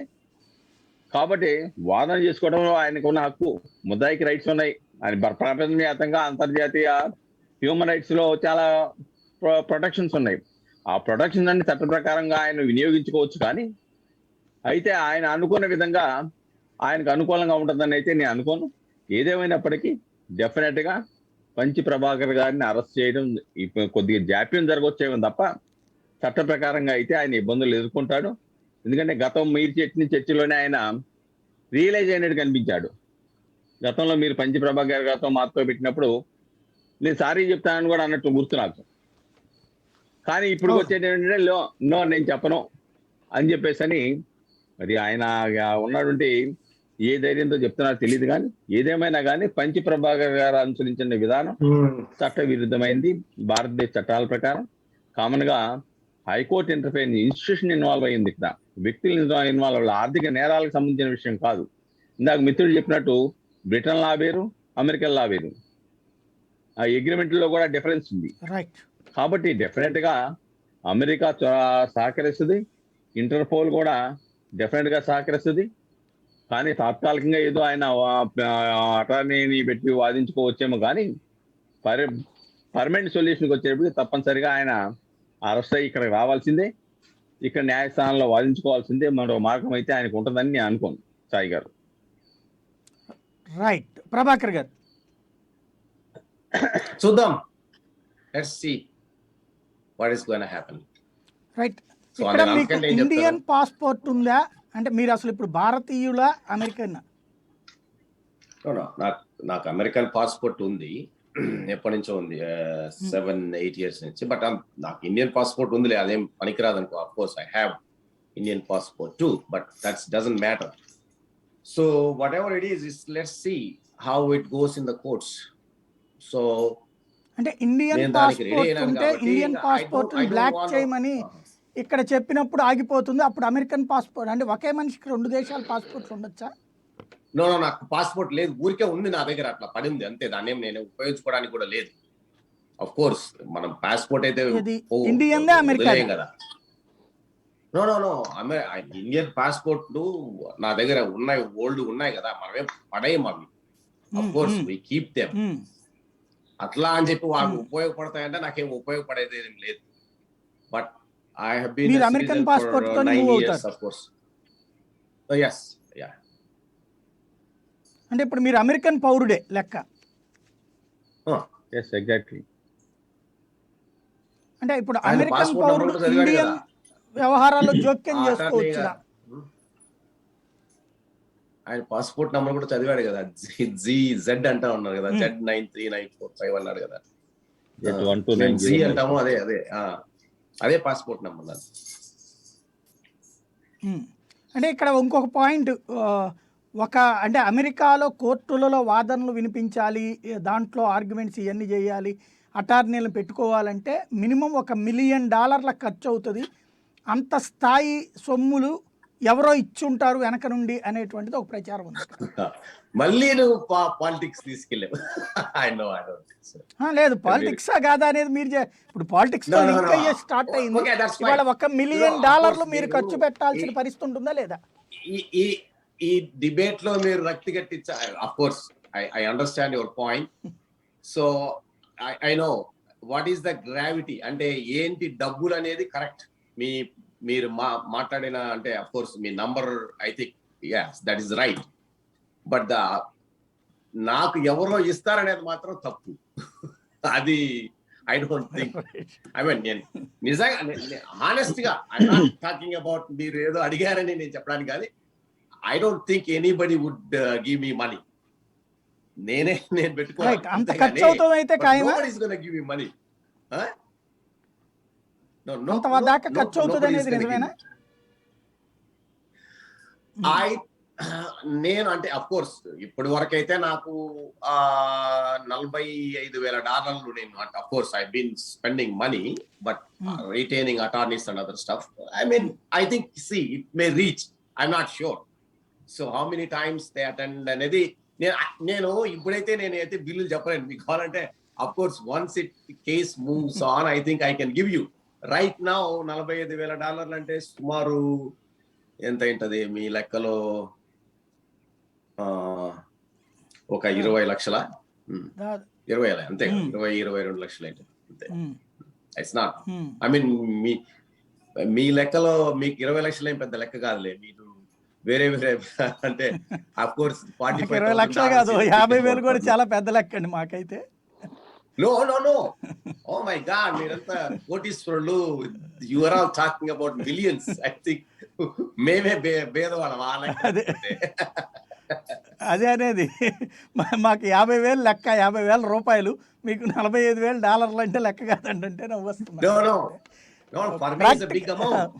But in the way it is going in Indian certain places, it's money is not a matter. Is a lot of money is there. ఎందుకు అంత మొండితనం? ఎందుకు ఎవరో వెనక లేకుండా అంత మొండితనంగా వ్యవస్థలతో అంత డబ్బులు ఖర్చు పెట్టి రెడీ అవుతారా? నేను నన్ను పదే అడుగుతున్నారు. This is the truth. I mean this is my involvement. ఇప్పుడు నేను ఇన్వాల్వ్ అయ్యి నేను ఫీల్ అయ్యి నేను చేసిన వాటికి వేరే వాళ్ళకి ఆపాదించడానికి నేను బ్యాక్ టర్న్ తీసుకోవడానికి నేను అట్లాంటి వ్యక్తిని కాదు. నేను ముందు నుంచి చెప్తూనే ఉన్నా. సో మీరు ఇంతకుముందు మీరు అడిగినప్పుడు మీరు రిపెంట్ కావట్లేదా మీరు అంటే అన్నప్పుడు ఎస్, మనమందరం ఒక ప్యానెల్లో కూర్చున్నప్పుడు I think there was some kind of ఉద్వేగము, లేకంటే మీరు అందరం కలిసి మాట్లాడుతున్నాం అనేది అది డిఫరెంట్ పాయింట్. దాని తర్వాత లీగల్ పరిణామాలు వచ్చినప్పుడు I think this doesn't matter what I repent or what I do. I mean legally ఇప్పుడు వాళ్ళు బలమైన శత్రువులు, yes I have to fight. ఇప్పుడు నేను ఏం చేసినంత మాత్రం నాకేం ఉరిగేదేం లేదు. So whatever it is I'm going to face it. So right, ఇక్కడ ఒక మిత్రులు ఇప్పుడే అమెరికా నుంచి కొంతమంది మిత్రులు చెప్తా ఉన్నారు, 1 గంటకి $3,000 ఖర్చు పెట్టాల్సి వస్తుందట మీరు లాయర్లకి. Very expensive. ఇది మీకు ఇక్కడ ఉన్నటువంటి ఎవరో ఏది సలహాదారులో ఎవరో ఒక ప్రముఖ సలహాదారు మీ వెనకాలండి ఇది నడిపిస్తున్నారు అని చెప్తున్నారు. నో, ఐ హ్యావ్ నేను ఒకటే నేను ఏది ఏమైనా కానీ నాకింతవరకు ఒక్కరు కానీ నేను ఎవరికైనా ఏమన్నా ఇవ్వాల్సి వచ్చిందేమో అని ఇంతవరకు నాకు I don't think I have taken any money from anybody. Or నాకు సలహా ఇచ్చే అంత స్టేజ్లో I don't think anybody there from India నుంచి నాకు ఎవరు లేరు. అంత మాత్రం పక్కా 100%.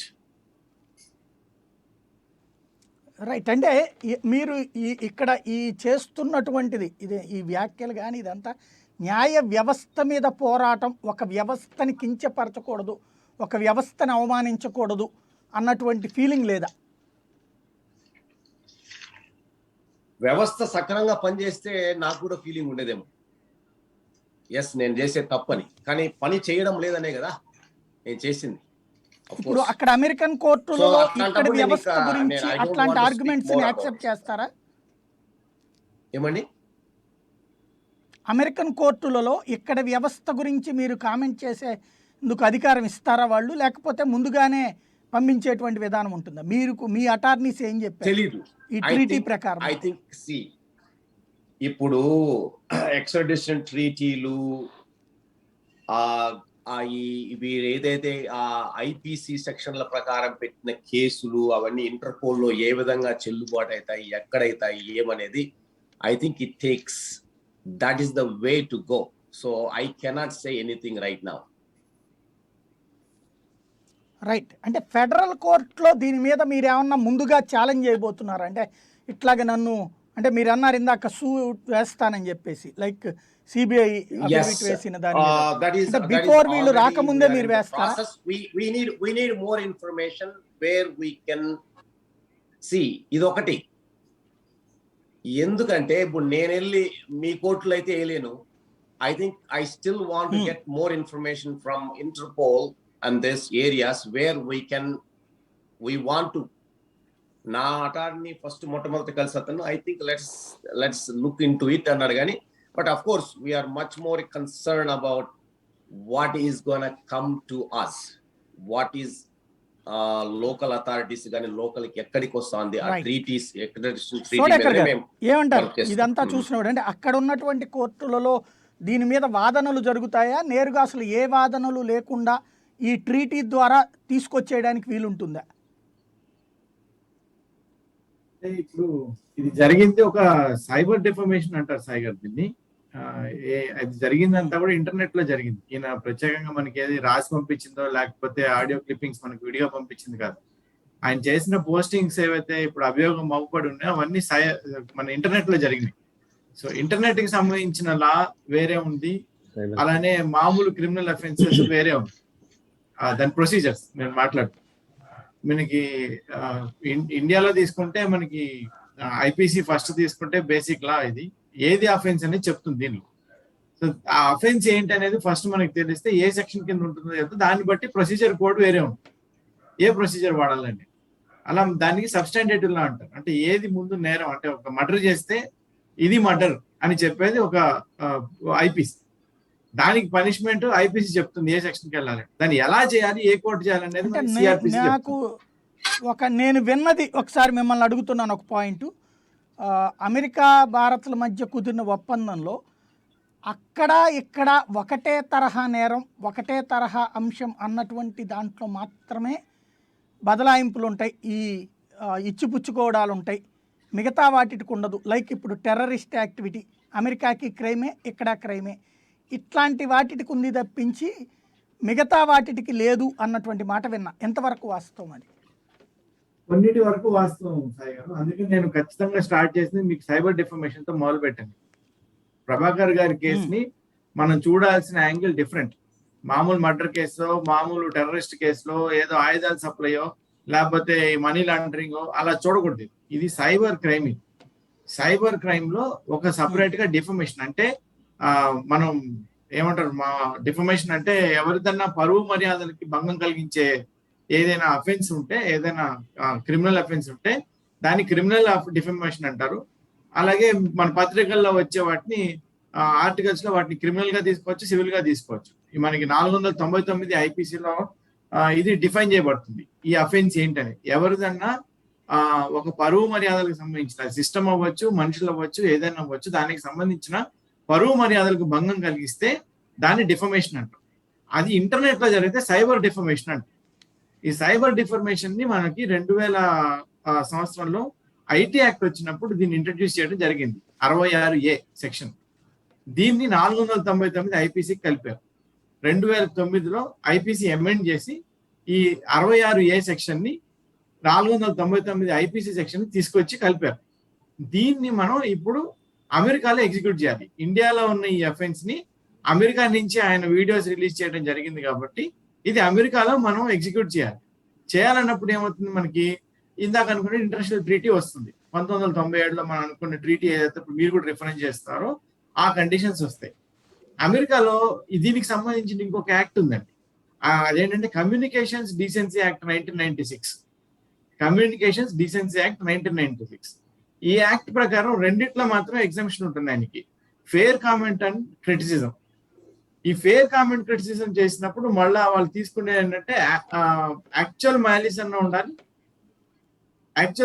ఉండాలి, లేదా రెక్లెస్ నెగ్లిజెన్స్ అన్న ఉండాలి. ఈ రెండింటి ఉంటే మాత్రం నో ఎంక్వైరీ అని అర్థం. 1996 వాళ్ళకున్న చట్టం కమ్యూనికేషన్ డిసెన్సీ యాక్ట్ ప్రకారం ఈ సైబర్ డిఫర్మేషన్ ఎప్పుడైతే తీసుకుంటారో, అంటే ఇంటర్నెట్ లో జరిగినటువంటి ఈ క్రైమ్స్ ఎప్పుడైతే తీసుకుంటారో లిబల్ అంటారు దీన్ని. అంటే ఆయన ఎక్స్ప్రెషన్స్ కూడా ఇచ్చారు కాబట్టి, వీడియోస్ ఉన్నాయి కాబట్టి దీన్ని లిబల్ కింద సెక్షన్ 499 ఆఫ్ ఐపీసీ తీసుకొని red with section 66A and 67 of మన ఐటీ యాక్ట్ 2000 తీసుకుంటే, దీనిలో ఉన్న అమెండ్మెంట్ 2009 ప్రకారం అమెరికాకు ఉన్న ఈక్వలెంట్ లా వచ్చేసి కమ్యూనికేషన్స్ డీసెన్సీ యాక్ట్ 1996 తీసుకుంటారు. దాని ప్రకారం వాళ్ళు తీసుకునే అంటే ఇట్లా సైబర్ అంటే ఇంటర్నెట్ లో కనుక ఎప్పుడైనా ఎవరి మీదన్నా అవమానం జరగబడే, మనిషి వ్యక్తిత్వానికి అవమానం జరగబడే, లేదా సిస్టమ్ అవమానం జరపబడే ఏదన్నా కంటెంట్ కనుక లిబెల్ అంటే ఎక్స్ప్రెషన్ తో కూడిన కంటెంట్ కనుక పోస్ట్ చేస్తే, దానిలో అమెరికా లాలో చూడగలిగేది ఏంటంటే రెక్లెస్ నెగ్లిజెన్స్ లో చేశారా ఇది, లేదా ఫెయిర్ క్రిటిసిజం చేశారా. జర్నలిస్టులకి అందరికీ ఉండే ప్రొటెక్షన్ ఏంటంటే ఫెయిర్ క్రిటిసిజం. మీరు రాయొచ్చు, కోర్టుల గురించి కూడా డిలే అవుతుంది, కోర్టులు పడుకుంటున్నాయి, కోర్టు చేయట్లేదు, కోర్టు చూడట్లేదు, రాజకీయంగా ఇవన్నీ జర్నలిస్టులు కూడా రాస్తారు. వాళ్ళకి ఏం ప్రొటెక్షన్ ఉంటుంది? ఫెయిర్ క్రిటిసిజం ప్రొటెక్షన్ ఉంటుంది. అలానే ఇక్కడ ఇంటర్నెట్ లో కూడా ఫెయిర్ క్రిటిసిజం ప్రొటెక్షన్ తీసుకుంటే, ఇప్పుడు ఈయన ప్రభాకర్ గారి మీద మోపబడ్డ అభియోగాలు ఇండియాలో ఫెయిర్ క్రిటిసిజం అనే దానిలో పడుతున్నాయా లేదా అనేది అమెరికన్ కోర్టు ఫస్ట్ చూస్తున్నాయి. ఈ బ్లూ ఎప్పుడైతే మనకి ఇప్పుడు బ్లూ కార్నర్ నోటీస్ ఇచ్చారో, ఇంటర్పోల్ తీసుకెళ్లి అక్కడ మేజిస్ట్రేట్ గారికి ఇవ్వాలి. లైక్ మన పోలీసులు కూడా అంతే కదా, అరెస్ట్ వారెంట్ రాగానే ఏం చేస్తారు, ఫస్ట్ మేజిస్ట్రేట్ గారి దగ్గర తీసుకుంటారు అరెస్ట్ వారెంట్. ఇక్కడ కూడా అంతే, వెళ్ళి అమెరికాలో ఉన్న మేజిస్ట్రేట్ గారి దగ్గర ఈ అరెస్ట్ వారెంట్ ని వాళ్ళు చూపించినప్పుడు, వాళ్ళు ఇందాక అనుకున్నట్టు ఆ డాక్యుమెంట్స్ మొత్తం ఇక్కడ అభియోగాలు ఏవైతే మోపడ్డాయో అవి చూస్తే, వాళ్ళ లాలో డ్యూయల్ క్రిమినాలిటీ అనుకున్నాం కదా ఇందాక, మీరు చెప్తుంది కూడా అదే. అక్కడ ఉన్న నేరం ఇక్కడ ఉన్న నేరం ఒకటే అయితే పంపిస్తారు అని మీరు ఏదైతే అడిగారో అదే ప్రిన్సిపల్ డ్యూయల్ క్రిమినల్. అయితే సైబర్ డిఫర్మేషన్ కి అది లేదు, ఈ ఎగ్జామిషన్ ఇవ్వబడింది. సైబర్ డిఫర్మేషన్ కి మనకి ఐటీ యాక్ట్ కింద ఇందాక సుబ్బారావు సార్ మెన్షన్ చేశారు సెక్షన్ 79 వాటన్నిటిలో. అందుకనే మీకు గూగుల్ ని, యాహూని వాళ్ళని వెళ్ళి కోర్టుకు పిలుస్తున్నారు. వాళ్ళు ఏం చెప్తున్నారు కోర్టుకు వచ్చి, చాలా పెద్ద అడ్వకేట్స్ కపిల్ సిబల్ గారు, సాజన్ పోయా గారు రిప్రజెంట్ చేశారు వాళ్ళు, యూట్యూబ్ ని, గూగుల్ ని. సాధారణమైన సీనియర్ కౌన్సిల్స్ కాదండి వాళ్ళు, ఇండియాలోనే టాప్ 5 లో ఉంటారు వాళ్ళు. వాళ్ళు ఏం చెప్తున్నారు అని అంటే, మేము సర్వీస్ ప్రొవైడర్స్ గా ఇండియన్ ఐటీ యాక్ట్ ప్రకారం సెక్షన్ 79 లో మాకు ఎగ్జామ్షన్ ఉంది. ఎందుకంటే కంటెంట్ మేము లోడ్ చేయలేదు, మా ఛానల్లో ఉన్న యూజర్స్ లోడ్ చేశారు. చేసినప్పుడు మాకు సెక్షన్ 79 కింద మాకు ఎగ్జామ్షన్ ఉంది. ఇప్పుడు మాకున్న డ్యూటీ ఏంటంటే ఈ లింకులు తీసేది. ఎందుకంటే మీరు సిస్టమ్ కి ఇక్కడ ప్రాబ్లం వస్తుంది అంటున్నారు కాబట్టి, ఆ సిస్టమ్ యొక్క పరువు మర్యాదల భంగం కలుగుతుంది అంటున్నారు కాబట్టి, ఆ యూఆర్ఎల్స్ ఇస్తే మేము తీసేస్తాం. వాళ్ళు కోర్టులో వాళ్ళు అఫిడవిట్ వేయడం జరిగింది. 30 అక్టోబర్ 2011 కోర్టు డైరెక్షన్స్ ఇవ్వడం జరిగింది సిబిఐకి. ఆ ఏవైతే మీరు యూఆర్ఎల్స్ ఐడెంటిఫై చేస్తారో ఆ యూఆర్ఎల్స్ వాళ్ళకి ఇస్తే వాళ్ళు తొలగిస్తారని. నాకు తెలిసి 5 నవంబర్ తొలగింపబడ్డాయి అవి.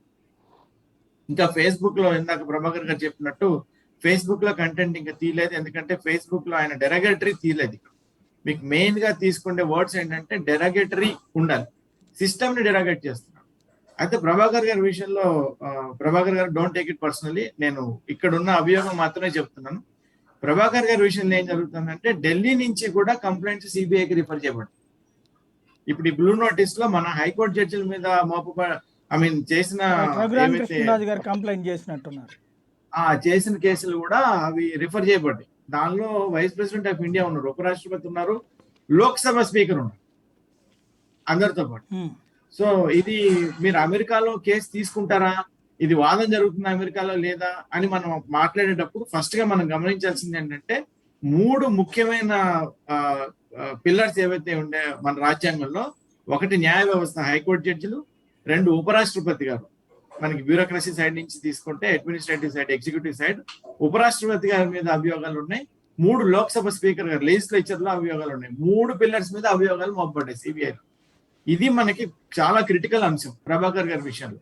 ఇది మామూలుగా సైబర్ డిఫర్మేషన్ తీసుకొని సెక్షన్ 66A లో మనకి అది శ్రేయా సింఘాల్ అని అప్పుడు మనకు ఒక సుప్రీంకోర్టు కొట్టేసింది యాక్చువల్గా 66A సోషల్ మీడియాలో ఎవరైనా ఏమైనా మాట్లాడుకోవచ్చు, అది వాక్ స్వాతంత్ర హక్కు ఉంటుంది, ఎవరైనా చెప్పుకోవచ్చు అని సుప్రీంకోర్టు మనకి 66A కొట్టేసింది. యాక్చువల్గా కొట్టేస్తూ 67 లో మాత్రం ఎగ్జామ్షన్స్ ఇచ్చింది. అవి ఏంటంటే 2 సంవత్సరాలు ఫస్ట్ అఫెన్స్, 2 సంవత్సరాల కంట, ఇందాక సుబ్బారావు సార్ కూడా రిఫర్ చేశారు, 2 సంవత్సరాల కంటే జైలు శిక్ష మోపబడే అఫెన్సెస్ ఏదన్నా కానీ సైబర్ అంటే ఇంటర్నెట్ లో జరిగితే అవి ఇంకా ఉన్నాయి. సైబర్ డిఫమేషన్ కింద అవి ఇంకా వ్యాలిడ్ 66A కిందకి రావాలి. అలానే రెండో అఫెన్స్ కూడా జరిగితే 5 సంవత్సరాల కంటే ఎక్కువ శిక్ష పడగలిగే కేసులు ఏమన్నా ఉంటే, అభియోగాలు ఉంటే వాటిని కూడా ఇంకా విచారణ చేయొచ్చు అని చెప్పి సెక్షన్ 66 లో ఇంకా మనకి సుప్రీంకోర్టు దానికి కొట్టేయలేదు. 67 లో మనకి నడుస్తోంది. ఇంకా మనకి మెయిన్ గా ఇక్కడ కావాల్సింది ఏంటంటే ఆయన భారతదేశంలోని 3 మెయిన్ స్తంభాలు ఏవైతే ఉన్నాయో, మూల స్తంభాలు 4ట్లో 3 మీద ఆయన ఇలా మాట్లాడారని చెప్పి డెరాగేటరీగా స్టేట్మెంట్స్ ఇచ్చారు, సైబర్ డిఫమేషన్ చేశారని చెప్పి కేసులు ఉన్నాయి మనకి ఆయన మీద. ఇది అమెరికాలో తీసుకుంటే కూడా ఇందాక మనం అనుకున్న నో ఎంక్వైరీ ప్రిన్సిపల్స్ కింద వీటిని విచారణ జరిపినా కానీ కొట్టే. రైట్. ఇక్కడ ప్రభాకర్ గారు, మీరు ఫెడరల్ కోర్టు దగ్గర కనుక ఇట్లాంటి అభియోగాలు వస్తే ఆటోమేటిక్గా అంటే అక్కడ న్యాయ వ్యవస్థ ఇంకొక న్యాయ వ్యవస్థని కించపరిస్తే ఏ న్యాయ వ్యవస్థ కూడా అంగీకరించదు. వ్యవస్థకి సంబంధించినటువంటి లోటుపాట్లని ఫెయిర్ క్రిటిసిజం ఇక్కడ వ్యవస్థ కూడా అంగీకరిస్తోంది. బట్ డెరగేటరీ అన్నటువంటి పాయింట్ దగ్గరకు వచ్చినప్పుడు మీరు అక్కడ అభియోగాలు ఎదుర్కోవాల్సి వస్తుందని మీరు అనుకుంటున్నారా లేదా? దానికి ప్రిపేర్డ్గా ఉన్నారా లేదా? దానికి ప్రిపేర్డ్ గానే ఉన్నాం. మీరు ఆయన చెప్పారు కదా, అక్కడ నుంచి no, I already informed certain things to my attorneys. ఈ రాజు గారికి కూడా నేను ఎప్పుడో చెప్పాను. Actually I spoke to them. నాకు యాక్చువల్గా ఈ పేపర్ వర్క్ రాలేదు కానీ but I categorically mention. So this అంటే నాకు కొన్ని పేపర్లే వచ్చాయి, అంటే మిగిలినవన్నీ రాలేదు కాబట్టి నాకు affidavit. Of course they are waiting for that to see what is the implications. నాకు అంత మొత్తం సమాచారం లేదు మా దగ్గర. అది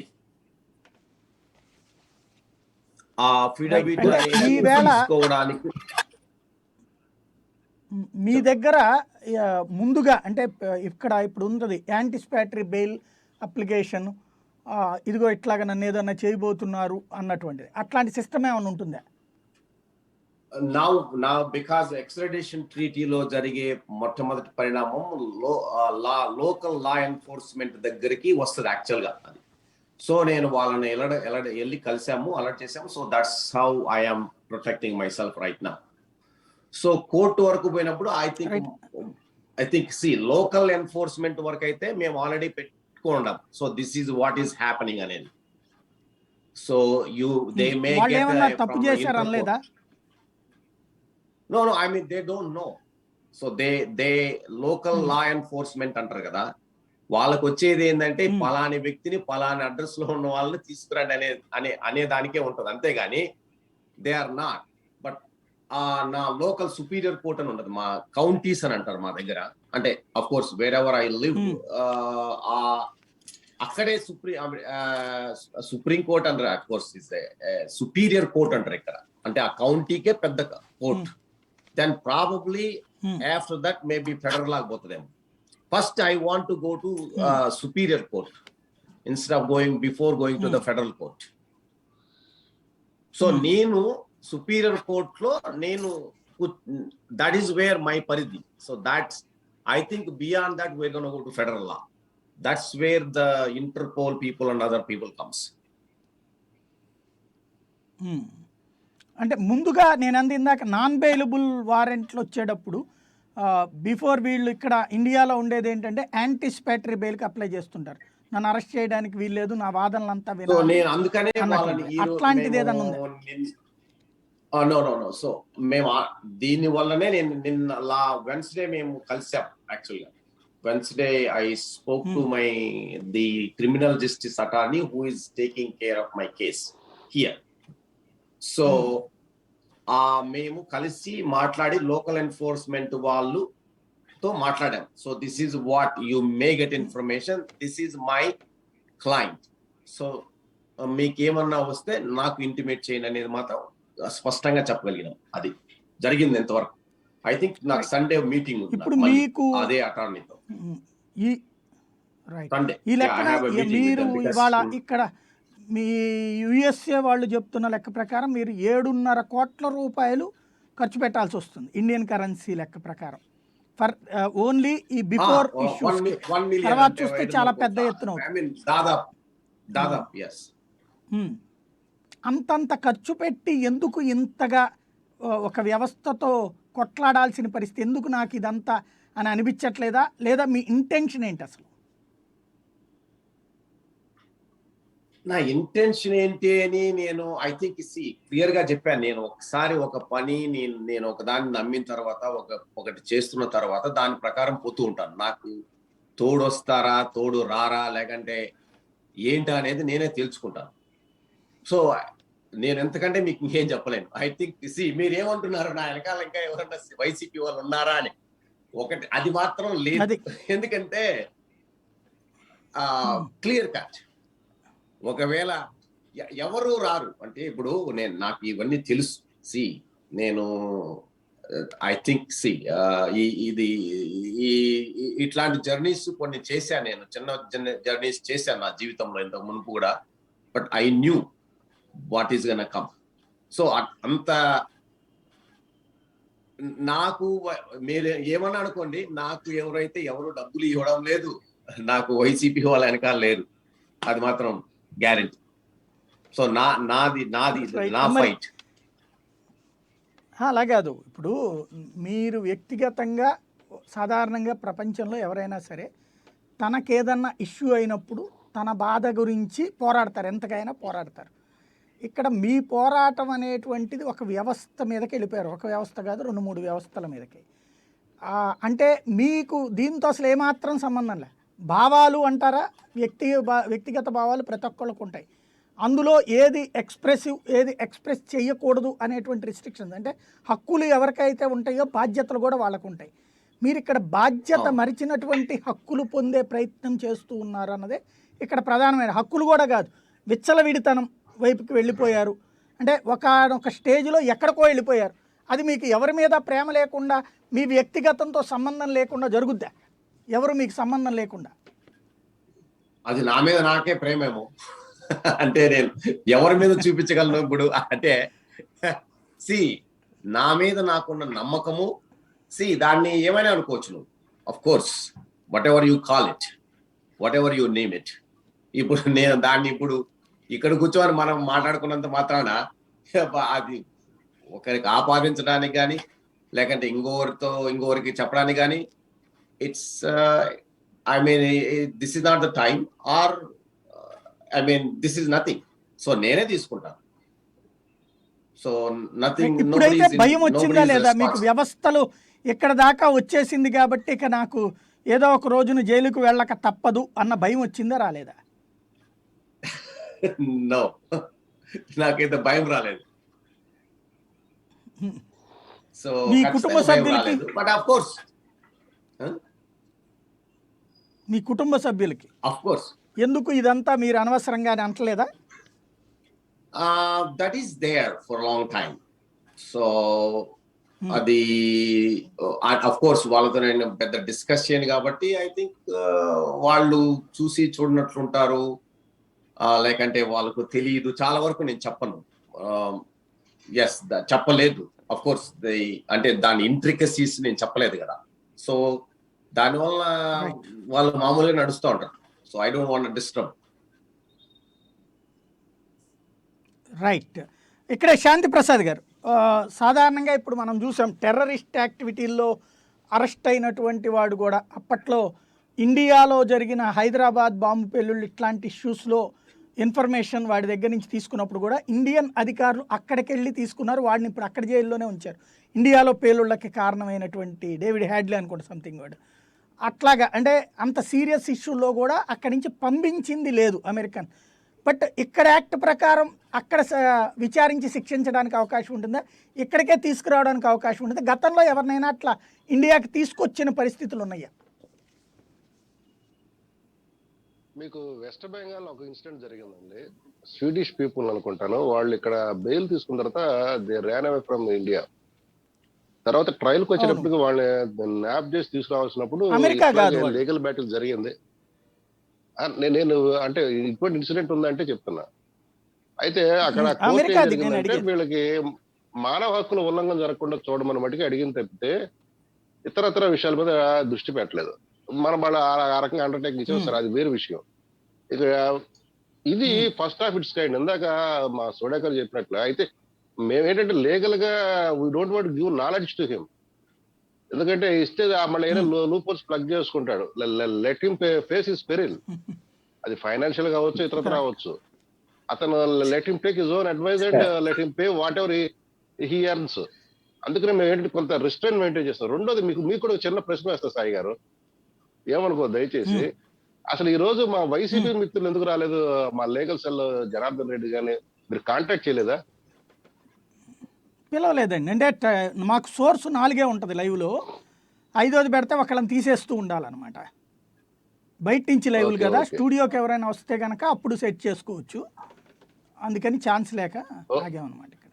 ఓకే ఓకే అయితే జనరల్ గా అయితే మా వైసీపీ మిత్రులు రావాలి. ఎందుకు ఇవాళ కాన్స్పిక్యూస్ గా కనపడలేదనే దాని మీద నాకు కొంచెం చిన్న ఉడికింది. ఏదేమైనా పంచి రైట్. ప్రభాకర్ చెప్పిన విషయాల్లో నాకు ఈ రోజు కూడా వాస్తవాలు కనబడుతున్నా. There is a force behind him which is not revealing. Financial $1 million hard earned money ఉత్తగా ఇసుకలో పోయటానికి ఏ వ్యక్తి కూడా సిద్ధపడ్డు. రెండోది మా సుబ్బారావు గారు చెప్పినట్టు కష్టార్జితం. Is a repeated offender. అది మనం మైండ్ లో పెట్టుకోవాలి. Repeated offender in spite of warnings now he has become an accused. మీరు మీరు ఇందాక మీరు నన్ను అన్నంత మాత్రం సార్ మీకు వేరే నేనేనంటున్నాను, it is system which is branding you. It is not మిమ్మల్ని నేను ఇట్ ఈస్ accuse నాట్ చేయలేదు. Shanti Prasad is branding you. మిమ్మల్ని నేను accuse చేయలేదు. మీరు నన్ను offender అన్నంత మాత్రాన You are shown as the accused number doesn't 17. matter కానీ You are you know what? no, you are now shown as ఇప్పటి వరకు మీ స్టేటస్ వేరుగా ఉంది. ఇప్పుడు ఏంటంటే you are accused number 17. You have been provided with a compliment. కాబట్టి Okay. ఆ process Okay. తీసుకుంటది. రెండోది లీగల్ సిస్టమ్ కి వచ్చినప్పటికి అఫెన్సెస్ ఒకవేళ ఎక్స్ట్రా ఇక్కడ చేయకపోయినా ఇప్పుడు ఈక్వలెంట్ గా అక్కడ ఉన్నట్లయితే అక్కడ కూడా ట్రై చేయొచ్చు. ఆ కైండ్ ఆఫ్ రిక్వెస్ట్ వెళ్ళొచ్చు. ఇక్కడ రెండోది ఏంటి, అతను ఫేస్ చేస్తుంది ఈజ్ ఫేసింగ్ ది సిస్టమ్ మీద చెప్పట్లేదు సార్. ఇతను వ్యక్తుల మీద మాట్లాడుతున్నాడు, సిస్టమ్ లో ఉన్న వ్యక్తుల మీద మాట్లాడుతున్నాడు. మనం ఆ తేడా గమనించాలా. సిస్టమ్ మీద మాట్లాడడానికి ఎవరికైనా హక్కు ఉంటుంది. సిస్టమ్ లో ఉన్న వ్యక్తుల మీద మాట్లాడుతున్నాడు. వ్యక్తుల నేమ్స్ తీసుకుని టార్గెట్ చేస్తున్నాడు. నేను ఉదాహరణ చెప్తాను. నేను 2-3 ఉదాహరణలు చెప్తాను. ఇక్కడ చంద్రబాబు నాయుడు జగన్ రెడ్డి తిట్టాడు, లేదు పవన్ కళ్యాణ్ జగన్ రెడ్డి తిట్టాడు, పంచి ప్రభాకర్ మళ్ళీ మొదటికి వచ్చావు. యాక్చువల్ గా ఏమీ లేదు. కానీ stepping in to the shoes of Jagan Reddy వచ్చేసి తనకు తెలిసిన ప్రతి ఒక్క వన్ బై వన్ మాట్లాడితే క్రాస్ టాక్ లేకుండా ఉంటే అర్థం అవుతుంది ప్రభాకర్ గారు. ఆయన వినండి, విన్నాక మీరు చెప్తే అర్థం అవుతుంది పబ్లిక్. తనకు తెలిసిన భాషలో కొద్దిగా దిగజారిన భాషలో పోస్టులు పెడుతుంటే ఇక్కడ కొంతమంది భజన పనులు అంటారు. ఎందుకంటే వాళ్ళు అయ్యే మాటలు ఇక్కడ మాట్లాడితే తెల్లారి వాళ్ళు జైల్లో ఉంటారు. ఇతను ఎక్కడో దూరంగా ఉన్నాడు, గ్రీన్ కార్డ్ హోల్డర్, ఇప్పుడు అతను అమెరికన్ సిటిజన్ కాబట్టి భజన చేస్తున్నారు. ఒక్క నిమిషం ప్రభాకర్, ఇంకా ఏమవలా, ఇట్ ఈస్ జస్ట్ బిగినింగ్. మీకు ఇప్పుడు జరిగిన ప్రాసెస్ ఏంటి చెప్తున్నా. ఇంతవరకు జరిగిన ప్రాసెస్ ఒక్కడు వినండి. మీరు ఓకే తర్వాత ఏం జరగదు. ఇప్పటి వరకు ఏంటంటే సిస్టమ్ లో అఫీషియల్ గా నాట్ నోన్, ఇప్పుడు అఫీషియల్లీ నోన్. ఆ రోజు అశ్విని కుమార్ హైకోర్టుకు సప్లై చేసిన, సిబిఐ సప్లై చేసిన, దట్ ఈస్ అన్అఫీషియల్. కానీ ఈ రోజు సిస్టమ్ అనేది అఫీషియల్ గా ఒక లీగల్ ప్రాసెస్ ద్వారా పంపించిన తర్వాత, బ్లూ కార్నర్ నోటీస్ వచ్చిన తర్వాత it is official now. Now the process starts of nabbing him. ఆ బ్లూ కార్నర్ నోటీస్ అనేది ఎందుకు ఇచ్చారనే దానికి హేతుబద్ధత ఉంది. సిస్టమ్ లో అతను తీసుకురావాలంటే అతని యొక్క వేరబుల్స్ తెలియాలి, అతని యొక్క ఎక్కడున్నాడు ఏంటని తెలియాలి, అతను ఇతరా కాదని కన్ఫర్మ్ చేసుకోవాలి. ఇవన్నీ ఉన్నాయి. ఎందుకంటే రేపు అక్కడ అమెరికన్ కోర్టులో, ఆ కౌంటీ కోర్టు కానీ ఫెడరల్ కోర్టు కానీ అప్పీల్కి పోతే అక్కడ ఇవన్నీ కూడా సాటిస్ఫై చేయాల్సి ఉంటుంది. సో లీగల్ గా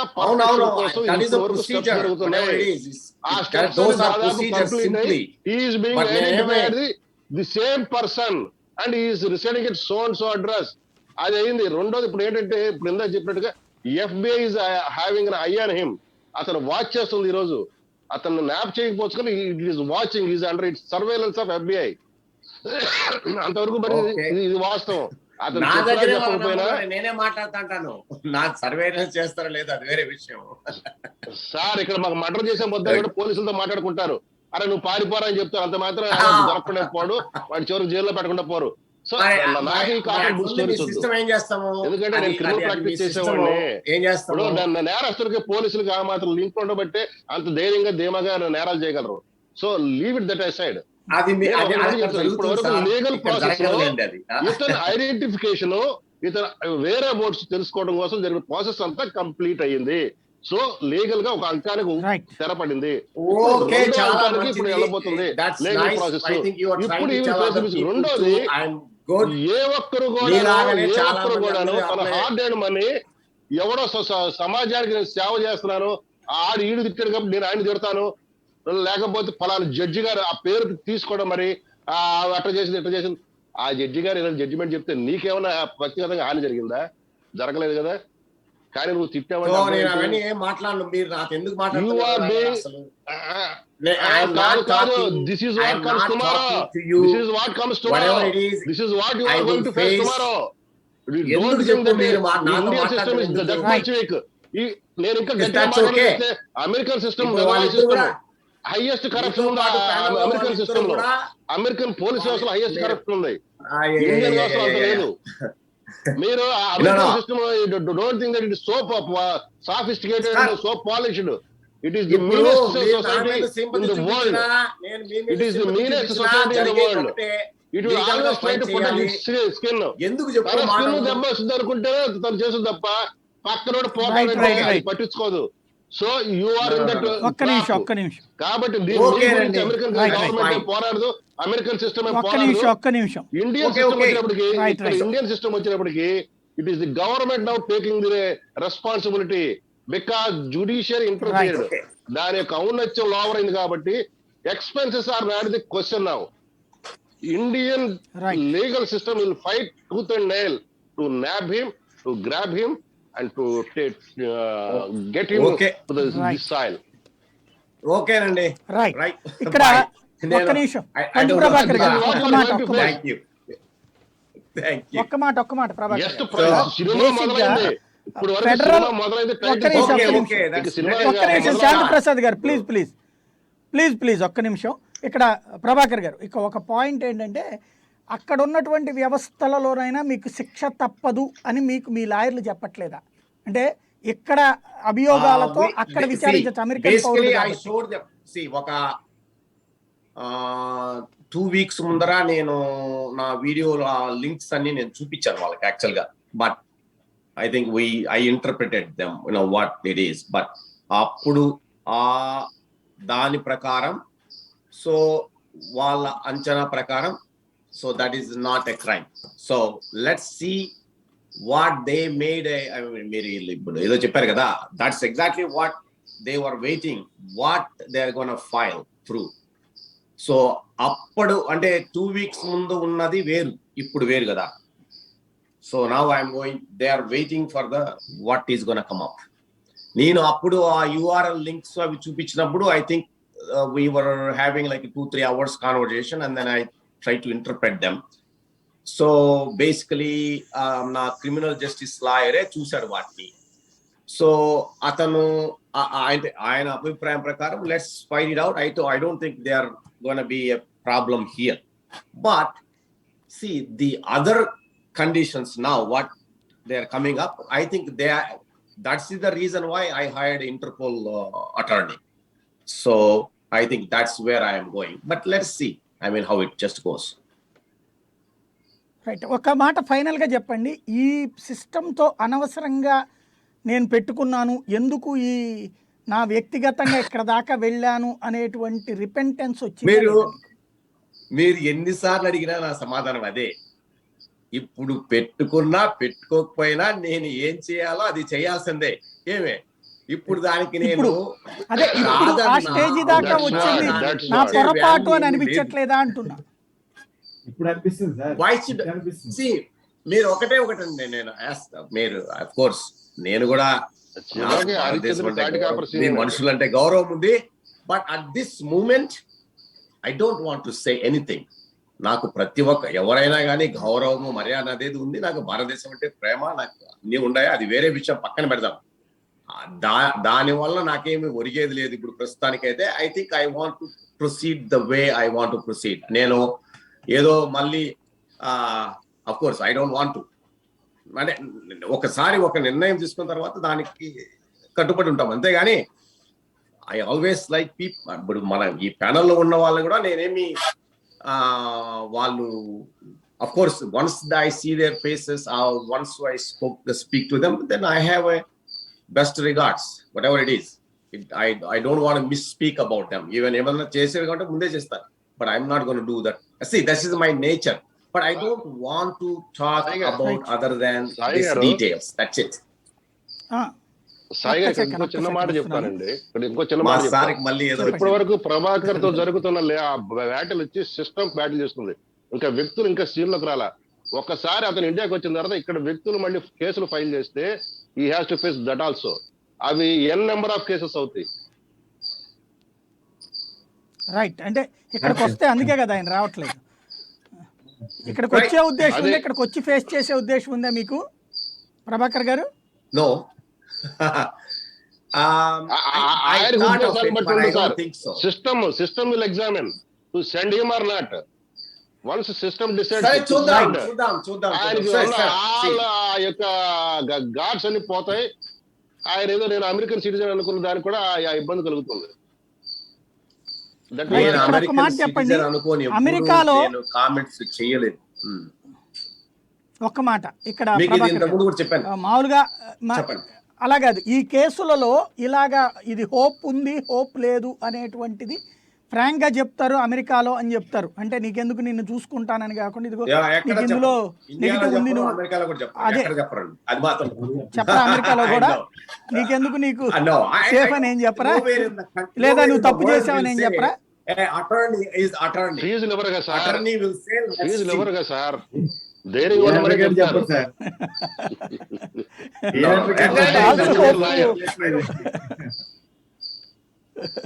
ఎక్కడ ఎవరు గాని ఐ విల్ ట్రై అన్నాడు గాని ఇంటర్పోల్ ఆయన ఏమే I know it's not a big deal, get out of this place.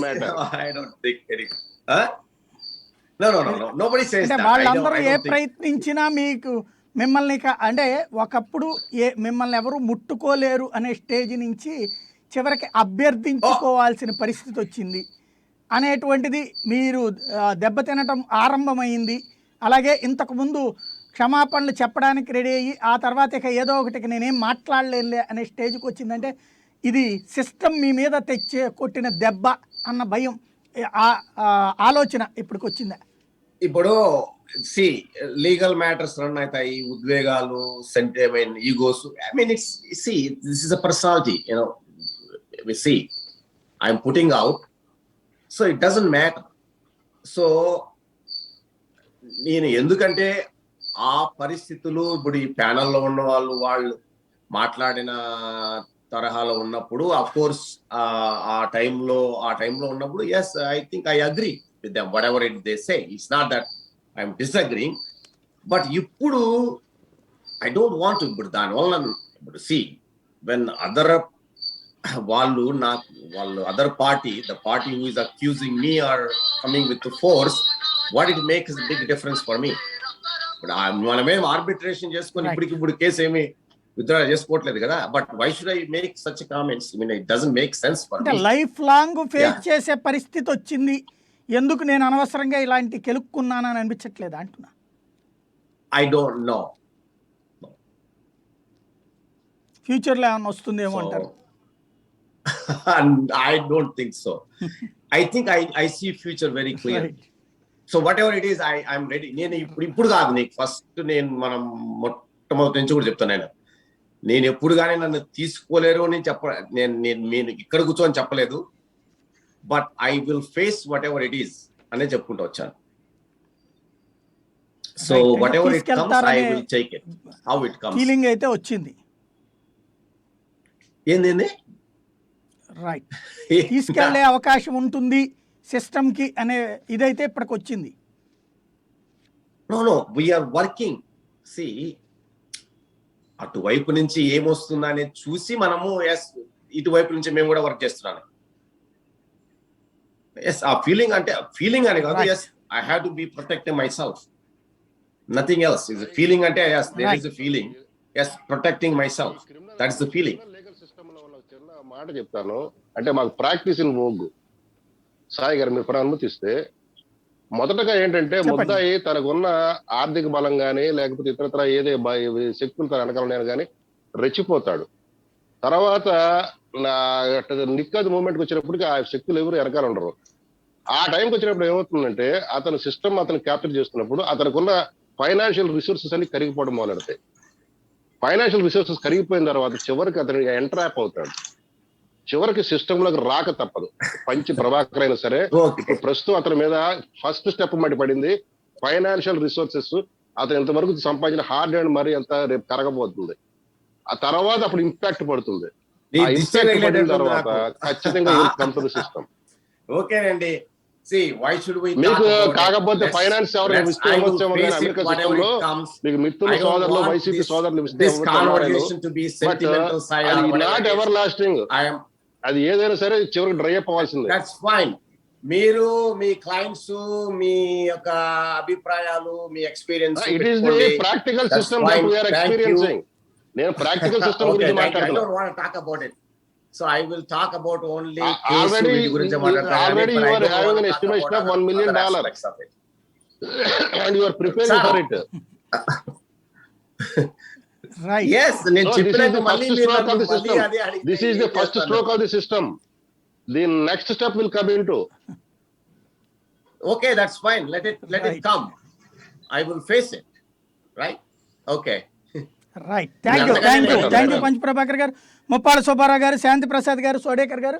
ఇది పరిస్థితి. మొత్తం మీద న్యాయ వ్యవస్థ తీవ్ర ఆగ్రహంతో ఉన్నటువంటి వేళ సిబిఐ శరవేగంగా పరుగులు పెడుతోంది. అఫిడవిట్తో పాటుగా చర్యలకి సిద్ధమైంది. ఇంటర్పోల్ ఆల్రెడీ నోటీస్ ఇష్యూ చేసింది. అదే సందర్భంలో ఇంతవరకు తనకేమీ కాదన్న ధైర్యంతో ఉన్నటువంటి ప్రభాకర్ ఇక న్యాయస్థానాలని అమెరికన్ న్యాయస్థానాల్లో అమెరికన్ పౌరుడిగా తన హక్కులు వినియోగించుకోవడానికి సిద్ధపడుతున్నారు. అక్కడ న్యాయ పోరాటానికి సిద్ధపడుతున్నారు. అంటే అతి పెద్దదైనటువంటి మార్పు లేదా అతి పెద్దదైనటువంటి సిస్టమ్ శక్తి ఏంటో చూపించడం ఆరంభమైంది. ఫలితం ఎలా ఉంటుంది?